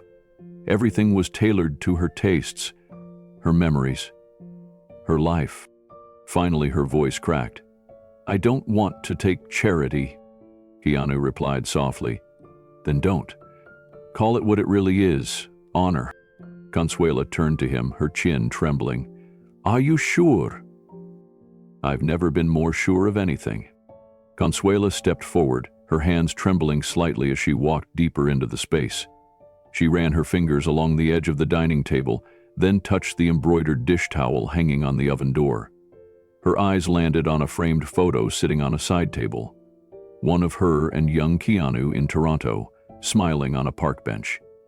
She gasped, "Where did you find this?" Keanu smiled.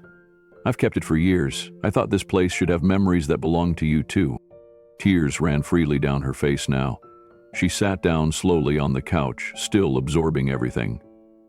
This is not just a house. He sat beside her. No, it's your home, and it even has a name. She looked at him, puzzled. I had it painted on the little wooden plaque by the gate, he said. Casa Luz, House of Light. Consuela pressed a hand to her heart. Why that name? Because that's what you were to me, Keanu said gently. Light in a time of darkness. And I hope this house gives you the same warmth you gave me all those years.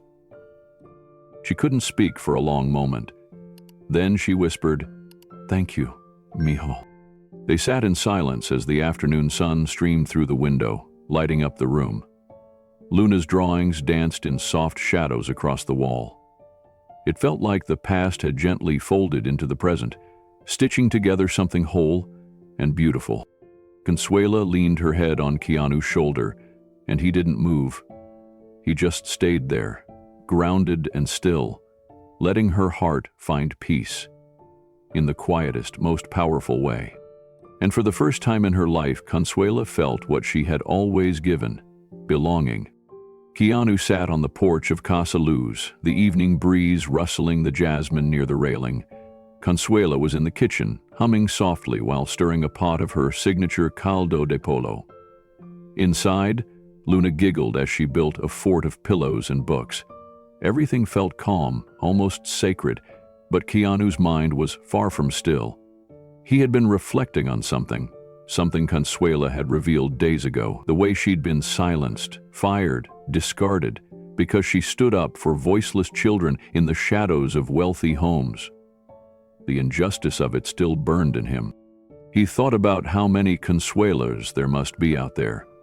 Women and men who had poured their lives into nurturing others' children, caring for the elderly, cleaning homes without recognition, aging into obscurity without safety or support. People who had been the quiet backbone of entire families, but were left behind once they grew old or sick. It wasn't right. And now, finally, he had the power to do something about it. That night, after Luna had fallen asleep under her pillow fort and Consuela had retired with a book, Keanu sat at his desk and began sketching an idea. It started small, just a few notes, a name, a vision, a simple mission. But as the days passed, it grew. He called it the Guardian Hearts Project. The idea was clear: provide long-term housing, access to health care, and mentorship opportunities for aging caregivers, especially those who had worked in domestic or child-rearing roles for decades. But more than that, the project would recognize them as wisdom keepers, not just workers. It would offer them places to belong, not shelters. Roles to inspire, not just retire. He partnered with child development centers across the country, setting up a network where experienced caregivers could help guide young parents, support educators, and become a second presence in the lives of children who needed extra attention. The first building opened just 3 months later, a converted community center in Pasadena with 4 residential suites, a garden, and classrooms below. At the launch, Keanu stood before the gathered press, nonprofit leaders, and community organizers. Cameras flashed. The project's logo, 2 hands forming a heart around a child's silhouette, stood tall behind him.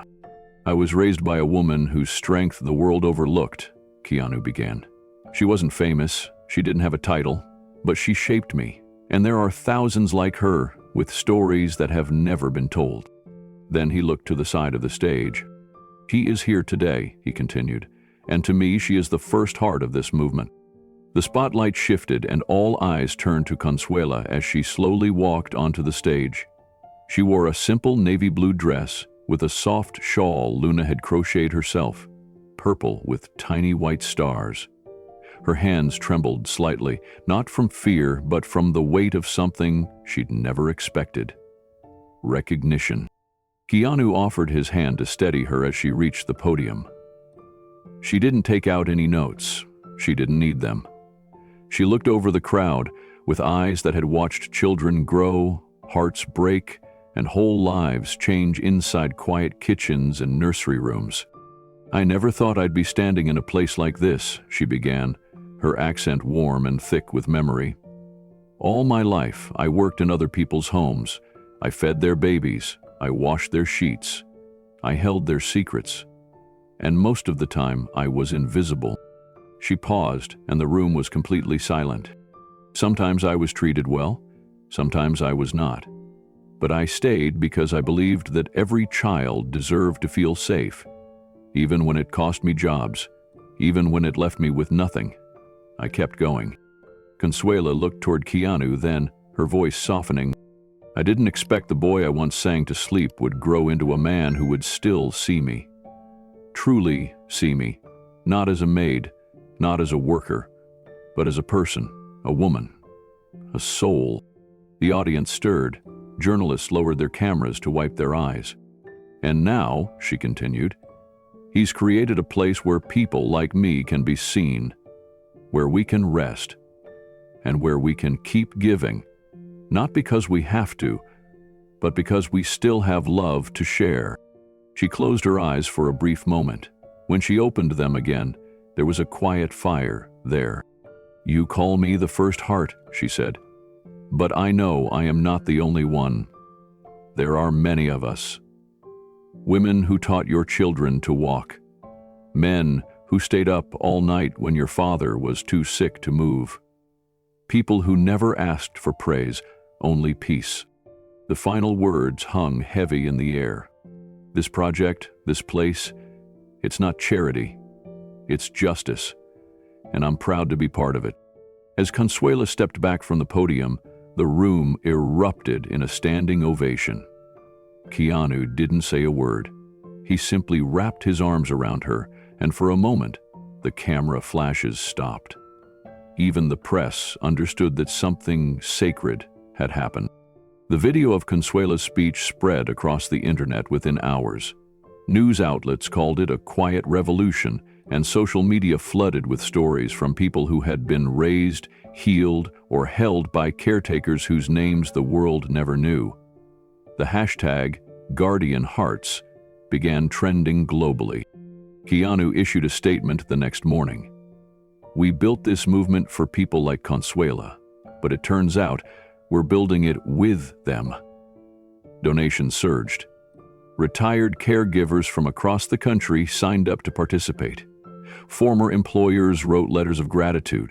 Volunteers came forward to renovate homes, cook meals, and offer companionship. And as the momentum grew, so did the vision. New centers were planned in Los Angeles, Austin, Miami, and Detroit.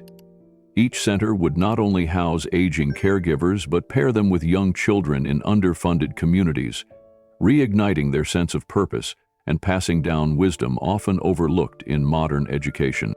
For Consuela, it was never about the spotlight.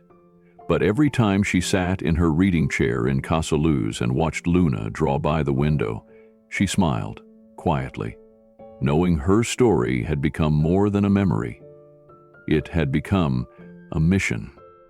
The headlines came fast, louder than Keanu was ready for. Overnight, every major media outlet had a version of the story. Keanu Reeves builds homes for forgotten heroes. Hollywood star honors childhood nanny. Keanu launches national caregiver movement. Photos of Consuela speaking at the launch event were splashed across front pages. Footage of her gently holding Luna's hand while touring one of the new centers went viral. There were sound bites of Keanu talking about respect, dignity, and giving voice to the invisible workers behind America's childhoods. And while every article praised the boldness of the initiative, none of them touched what Keanu felt in his chest. He sat alone one evening in his study, the house quiet, the air thick with lavender from the candles Consuela liked to burn. Luna had gone to bed early. Consuela was across the street at Casa Luz, tucked in and probably reading. And Keanu sat there with a worn leather journal in his lap, one he hadn't touched in years. It was the same one he used to write in during long filming breaks, the one where he poured his thoughts when grief felt too big to speak aloud. He opened it and began to write, not for the cameras, not for social media, just for himself. They say I saved her, but no one saw what she saved in me. I used to think you could outgrow loneliness, that if you worked hard enough, helped enough people, smiled through enough pain, the hollowness would disappear. But Consuela never tried to fix me. She didn't come back to rescue me. She just sat beside me like she used to when I was 6, sobbing into a pillow after my parents fought. And somehow, that healed something no headline could touch. Keanu kept writing, his pen gliding across the page, thoughts unraveling like old film reels in his mind. She used to pack my lunch with handwritten notes, silly things. You are brave. You are enough. The sky is not the limit. Your heart is. I never told anyone, but I kept every single one. They were tucked inside the pages of my comic books, hidden under socks in drawers, pressed between the pages of my early scripts. When I had bad days, on set, in life, I'd pull one out like a secret shield. When I lost Jennifer, when we buried our daughter, when the world became a dark hallway with no exit, I found one of those notes again. You are enough. It was wrinkled, faded, but still legible. That night, I didn't do anything drastic. That note kept me here. But no reporter knows that. The media wanted a story about a celebrity being generous. But the truth is, I was the one who received the greater gift. Consuela gave me my foundation. Not money, not training, not opportunities.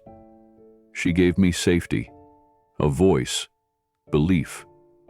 Even when she was treated like a shadow by others, she poured light into me.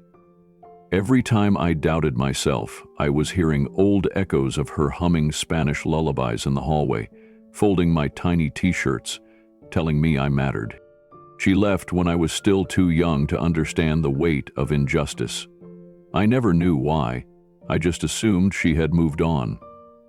I didn't know she was pushed out of family after family, blacklisted by parents who didn't like how fiercely she protected children who couldn't speak for themselves.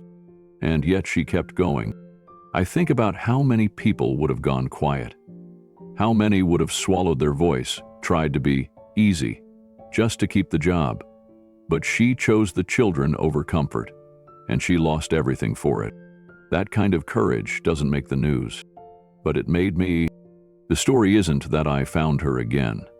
The real story is that her integrity, her refusal to let harm go unnoticed, echoed through every role I ever played, every script I accepted, every young actor I tried to mentor, every fan I stopped to talk to outside a theater. I wasn't just raised by a woman with a job. I was raised by a moral giant, and she didn't even know it. The headlines died down in the weeks that followed. The photos of Casa Luz faded from the trending tabs. The viral clip of Consuela's speech was replaced by the next trending video. But the ripple she left in my life kept growing. Every evening, I'd stop by her garden before dinner. She was always there, sun hat tilted slightly, humming some forgotten song, hands in the soil like she was coaxing memories to bloom. Luna loved those visits. Sometimes they'd water the plants together, Luna skipping between the rows of basil and thyme. Consuela taught her how to care for life gently, how to wait for the right season. One day, Luna said, "She talks to the plants like they're listening," and said, "Maybe they are." Consuela laughed when I told her that. Plants and children, Keanu, same thing. You just have to believe in them before they bloom. I'll never forget that. I started writing again. Scripts, poems, even letters I didn't send. I'd go back through the old notes she'd saved in that wooden chest and try to remember the boy I was when I drew those rockets and made up movie titles in crayon. I had spent so long moving forward, building, working, performing. But this reunion, it wasn't about going forward. It was about looking back, reclaiming the pieces of myself that had quietly shaped the man I became. I didn't rescue Consuela. She reminded me of who I was before the fame, before the pain, before the silence. She reminded me that small acts, whispered lullabies, tucked-in notes, firm words spoken on behalf of a child, are the most heroic things anyone can do. And I realized something else. The media was wrong. This wasn't a story about charity. It was a story about a circle finally closing, about a child growing into a man, then using his voice to make space for the woman who once gave him his own. I didn't buy her a house because she was homeless. I gave her a home because she gave me one before I knew what home meant. And now that story belongs not just to us, but to anyone who's ever been loved quietly, fiercely, and without condition. Consuela didn't just raise me, she planted me. And now I get to grow in her light. The afternoon sun poured into Casa Luz through the lace-curtained windows, spilling soft light across the polished wooden floor. Luna had spent the morning helping Consuela organize a few of the storage boxes she kept in her room. Old clothes, linens that smelled faintly of lavender, and a small stack of albums worn at the edges. Most of the pictures were faded snapshots from years of traveling between families. Birthdays, blurry school plays, smiling toddlers who had probably grown up and forgotten her name. But one envelope, hidden between the pages of a cookbook, caught Luna's eye. It was unmarked and sealed with a tiny paperclip.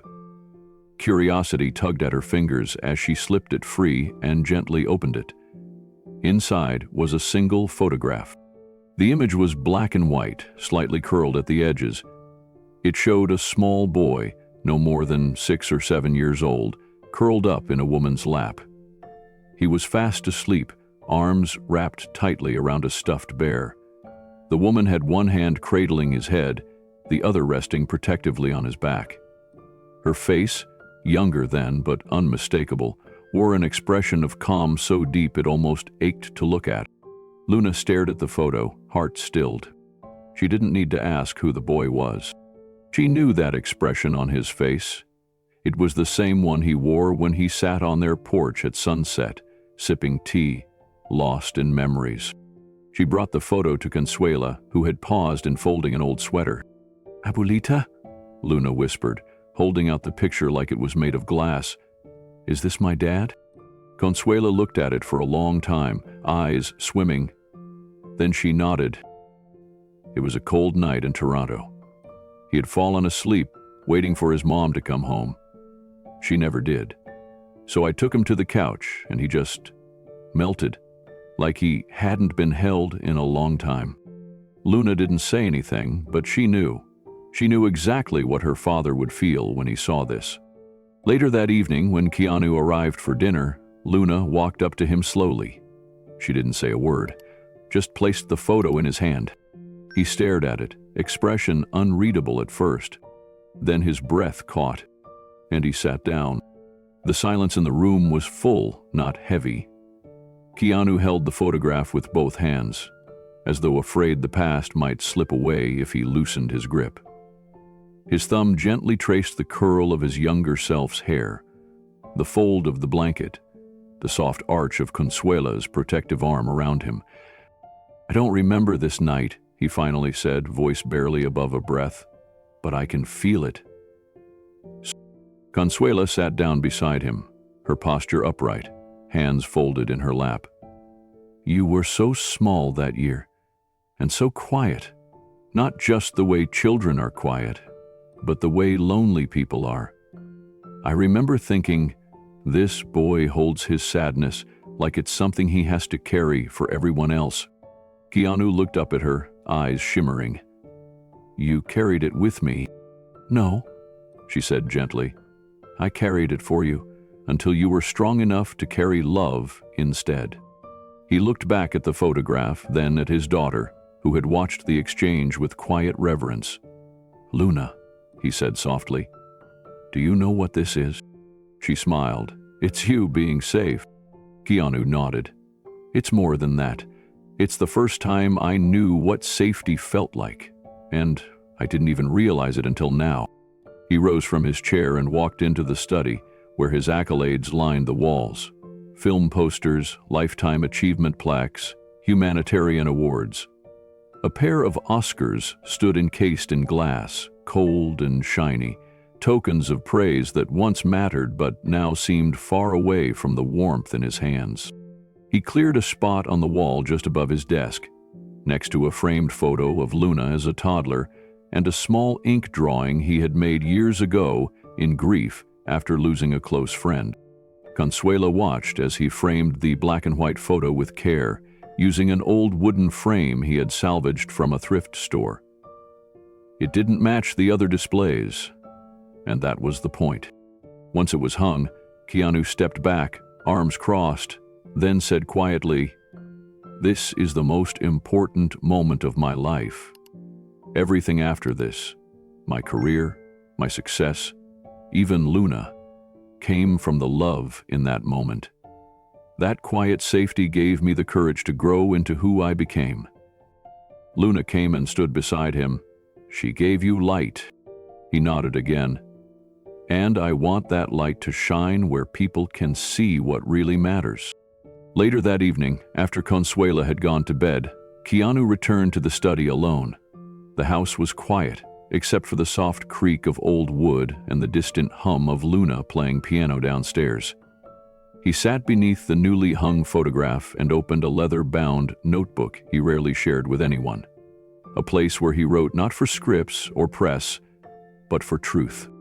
He wrote, "I used to think my life began when I got my first role, or maybe when I held Luna for the first time. But now I see it started much earlier, on a sofa, in a dim room, in the arms of a woman who wasn't paid to love me but did anyway. That night, I wasn't just a child. I was a seed being planted in soil, strong enough to hold me through storms I didn't even know were coming. That's why this picture matters, because love that quiet, that steady, is what makes everything else possible." He closed the notebook and stared at the photo one last time before switching off the light. The next day, Luna posted a snapshot of the framed photo on her social media account with a simple caption, "Not all heroes wear capes. Some just hold you while you sleep." The post spread rapidly. Fans and strangers alike were moved, not by fame or fortune, but by the raw simplicity of the moment. Soon, people began posting their own forgotten photos of grandparents, teachers, caretakers, and unsung figures who shaped them. A hashtag started to trend, #MyConsuela. Keanu didn't respond to any of it publicly. He didn't need to. He had already said what he needed by putting the picture on the wall. A few weeks later, during a magazine interview, he was asked what his proudest accomplishment was. He smiled, and for once, there was no hesitation. He simply answered, "Framing that photograph."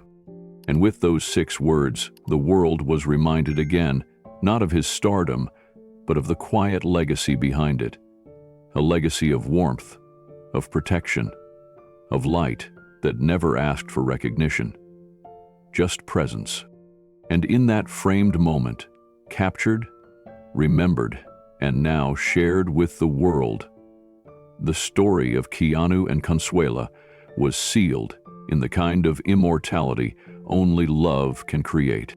1 year after the launch of the Guardian Hearts project, something extraordinary began to bloom in a quiet valley of Sonoma County. Acres of rolling green, once overrun with weeds and forgotten farmland, had been transformed into something vibrant, something alive with purpose. This was the site of the Guardian Hearts Village. It wasn't just a development. It was a dream that had taken root. Built with sustainable materials and designed to be both beautiful and functional, the village wasn't about luxury. It was about dignity, community, and love. Each bungalow, shaded by olive trees and encircled by flower beds, carried a unique character. No 2 homes were exactly alike, because no 2 stories were. Keanu Reeves stood at the gate on opening day, holding Luna's hand. His eyes scanned the place slowly, with the kind of reverence usually reserved for cathedrals. In a way, that's exactly what it was. A sanctuary.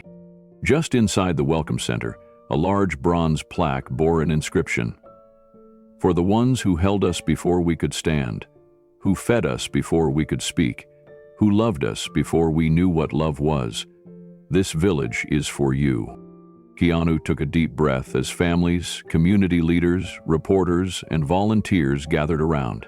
Some residents were already moving in, their faces glowing with emotion as they stepped into homes that had been built just for them. But the most anticipated arrival that day was Consuela. She came in a light blue sweater, with her silver hair pinned back and a basket of tamales on her arm. She moved slowly, but with unmistakable strength. As she passed through the central archway, dozens of people clapped. Children from nearby schools who had come to sing wore little paper hearts pinned to their shirts, each one reading, "Gracias, abuelita." Luna ran to greet her and threw her arms around her waist. "You're the heart of this place," she whispered. Consuela blushed. "I'm just one of many." But in truth, she had become much more than a symbol. She had become a grandmother to an entire village, abuelita to dozens of children, and a quiet guiding presence to the other caregivers moving in. Many were nannies, former elder care workers, or housekeepers who had spent their lives tending to others and now, for the first time, were being tended to.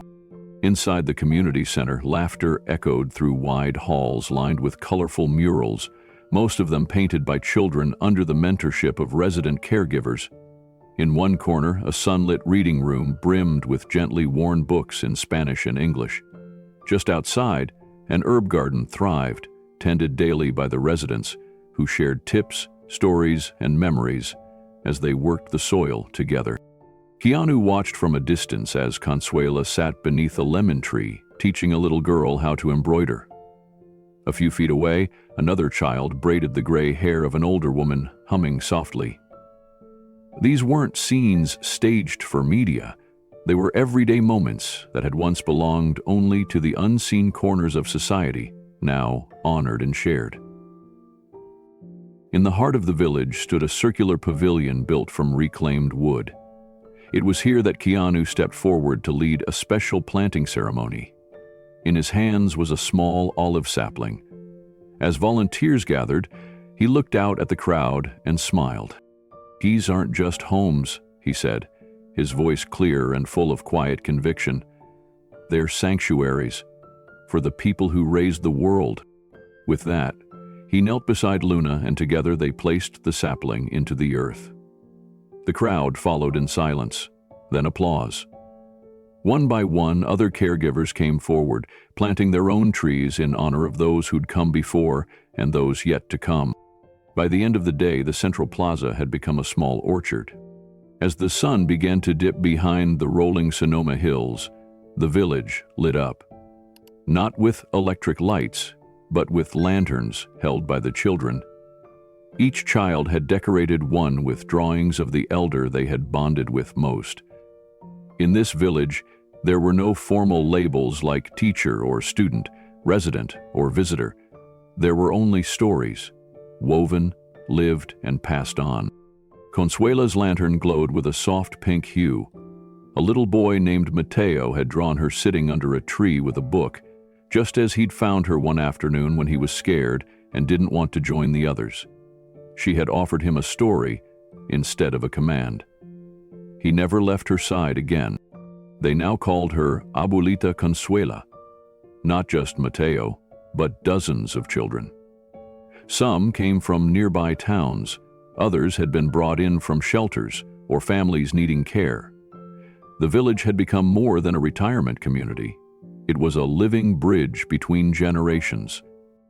On one wall of the community hall hung a plaque with the names of the founding caregivers.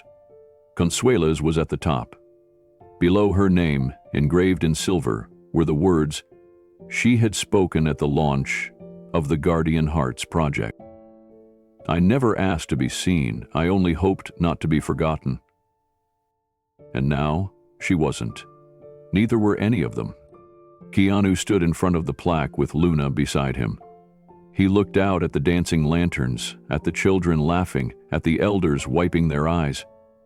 This wasn't a project anymore. It was a promise, fulfilled. Luna tugged at his sleeve. "Dan," she whispered, "Can we stay a little longer?" He smiled. "We can stay as long as you want." Later that night, as the stars blinked into view above the gardens, Consuela sat in her favorite rocking chair by the porch of her new home. She watched the children chase fireflies, watched Keanu sit cross-legged with a group of them, telling a story about his own childhood. She rested her hand gently on her heart. This was no longer a dream. It was her village. It was her legacy. It was home. I came by early this morning. The air was soft, and the garden was just beginning to stir. Dew still clung to the basil leaves, and the sunlight hadn't yet pushed through the clouds. From a distance, I saw her, kneeling in the herb beds, showing a little boy how to pinch basil without bruising the stem. He was watching her the way I used to, like she held all the answers but never needed to say them out loud. I didn't call her name. I didn't interrupt. I just stood there, hands in my pockets, and watched. There's something about silence that holds more truth than 1,000 words. Something in the way her hands moved, gentle and sure. The way the boy smiled when she laughed, like he knew she saw him. Not just the surface, but the center. That's how she's always loved. With full attention, with quiet grace. And I realized something, standing there. I used to think I had built this place for her, for people like her, a sanctuary for those who'd given their lives to others and had nothing left for themselves. I told myself I was returning a kindness, repaying a debt. But watching her in that moment, I understood I had gotten it backward. She wasn't the one who needed a sanctuary. I was. All those years chasing meaning through films and fame, all those nights wondering if I was doing enough, if I was good enough. And here she was, showing me, still showing me, that love isn't loud. It's a quiet hand on a shoulder, a home-cooked meal when you're too tired to speak, a soft voice saying, "I believe in you," when the world calls you invisible. She did that for me. She reminded me that the most important roles aren't the ones written in scripts or engraved in marble. They're the ones written in the soft lines of memory, carved deep into your soul by the people who raised you when they didn't have to. The ones who carried you, not because they were asked, but because they chose to. Because love, real love, isn't a transaction. It's a legacy. And now, as I walk these gardens, filled with the laughter of children and the stories of elders, I carry that lesson like a lantern. She gave me that light. Not once, but twice. And this time, I'm making sure it never fades. I came back in the afternoon, not because I had something to do, just because I didn't want the day to end without seeing her again. Consuela was inside the main hall by then, sitting with a group of women painting on recycled canvas. Bright colors, wild brushstrokes, some elegant, some clumsy. None of it was about perfection. It was about expression, release, joy. She saw me before I stepped all the way in. Her eyes lit up in that way they always did when I was small, like I had returned from something important, even if it was just the backyard. Luna came up beside me, holding 2 paper cups of tea. She handed one to me without saying a word. She didn't need to. We stood side by side, watching this woman who had once wiped our tears, scrubbed our muddy shoes, and taught us to stand up straight. Not with pride, but with dignity. There's a kind of magic that happens when you realize someone's love never expired, that even after decades, they still see you as worth their time, their energy, their heart. Not because you're famous, not because you're successful, but because, to them, you were always enough. She waved us over. Luna went ahead. I stayed for a beat longer, just watching. Then I joined them. Consuela reached for my hand like she had 100 times before. No hesitation, no ceremony, just warmth. We talked about nothing and everything, about the new boy who planted sunflowers in the wrong bed, about the librarian who refused to retire, about the old dog that kept sneaking into the koi pond. It was life in its simplest, purest form, and it was beautiful. Before I left, I took a slow walk through the back orchard. Just past the citrus trees, there's a bench with a small plaque. It reads, "To the ones who raised the world, thank you."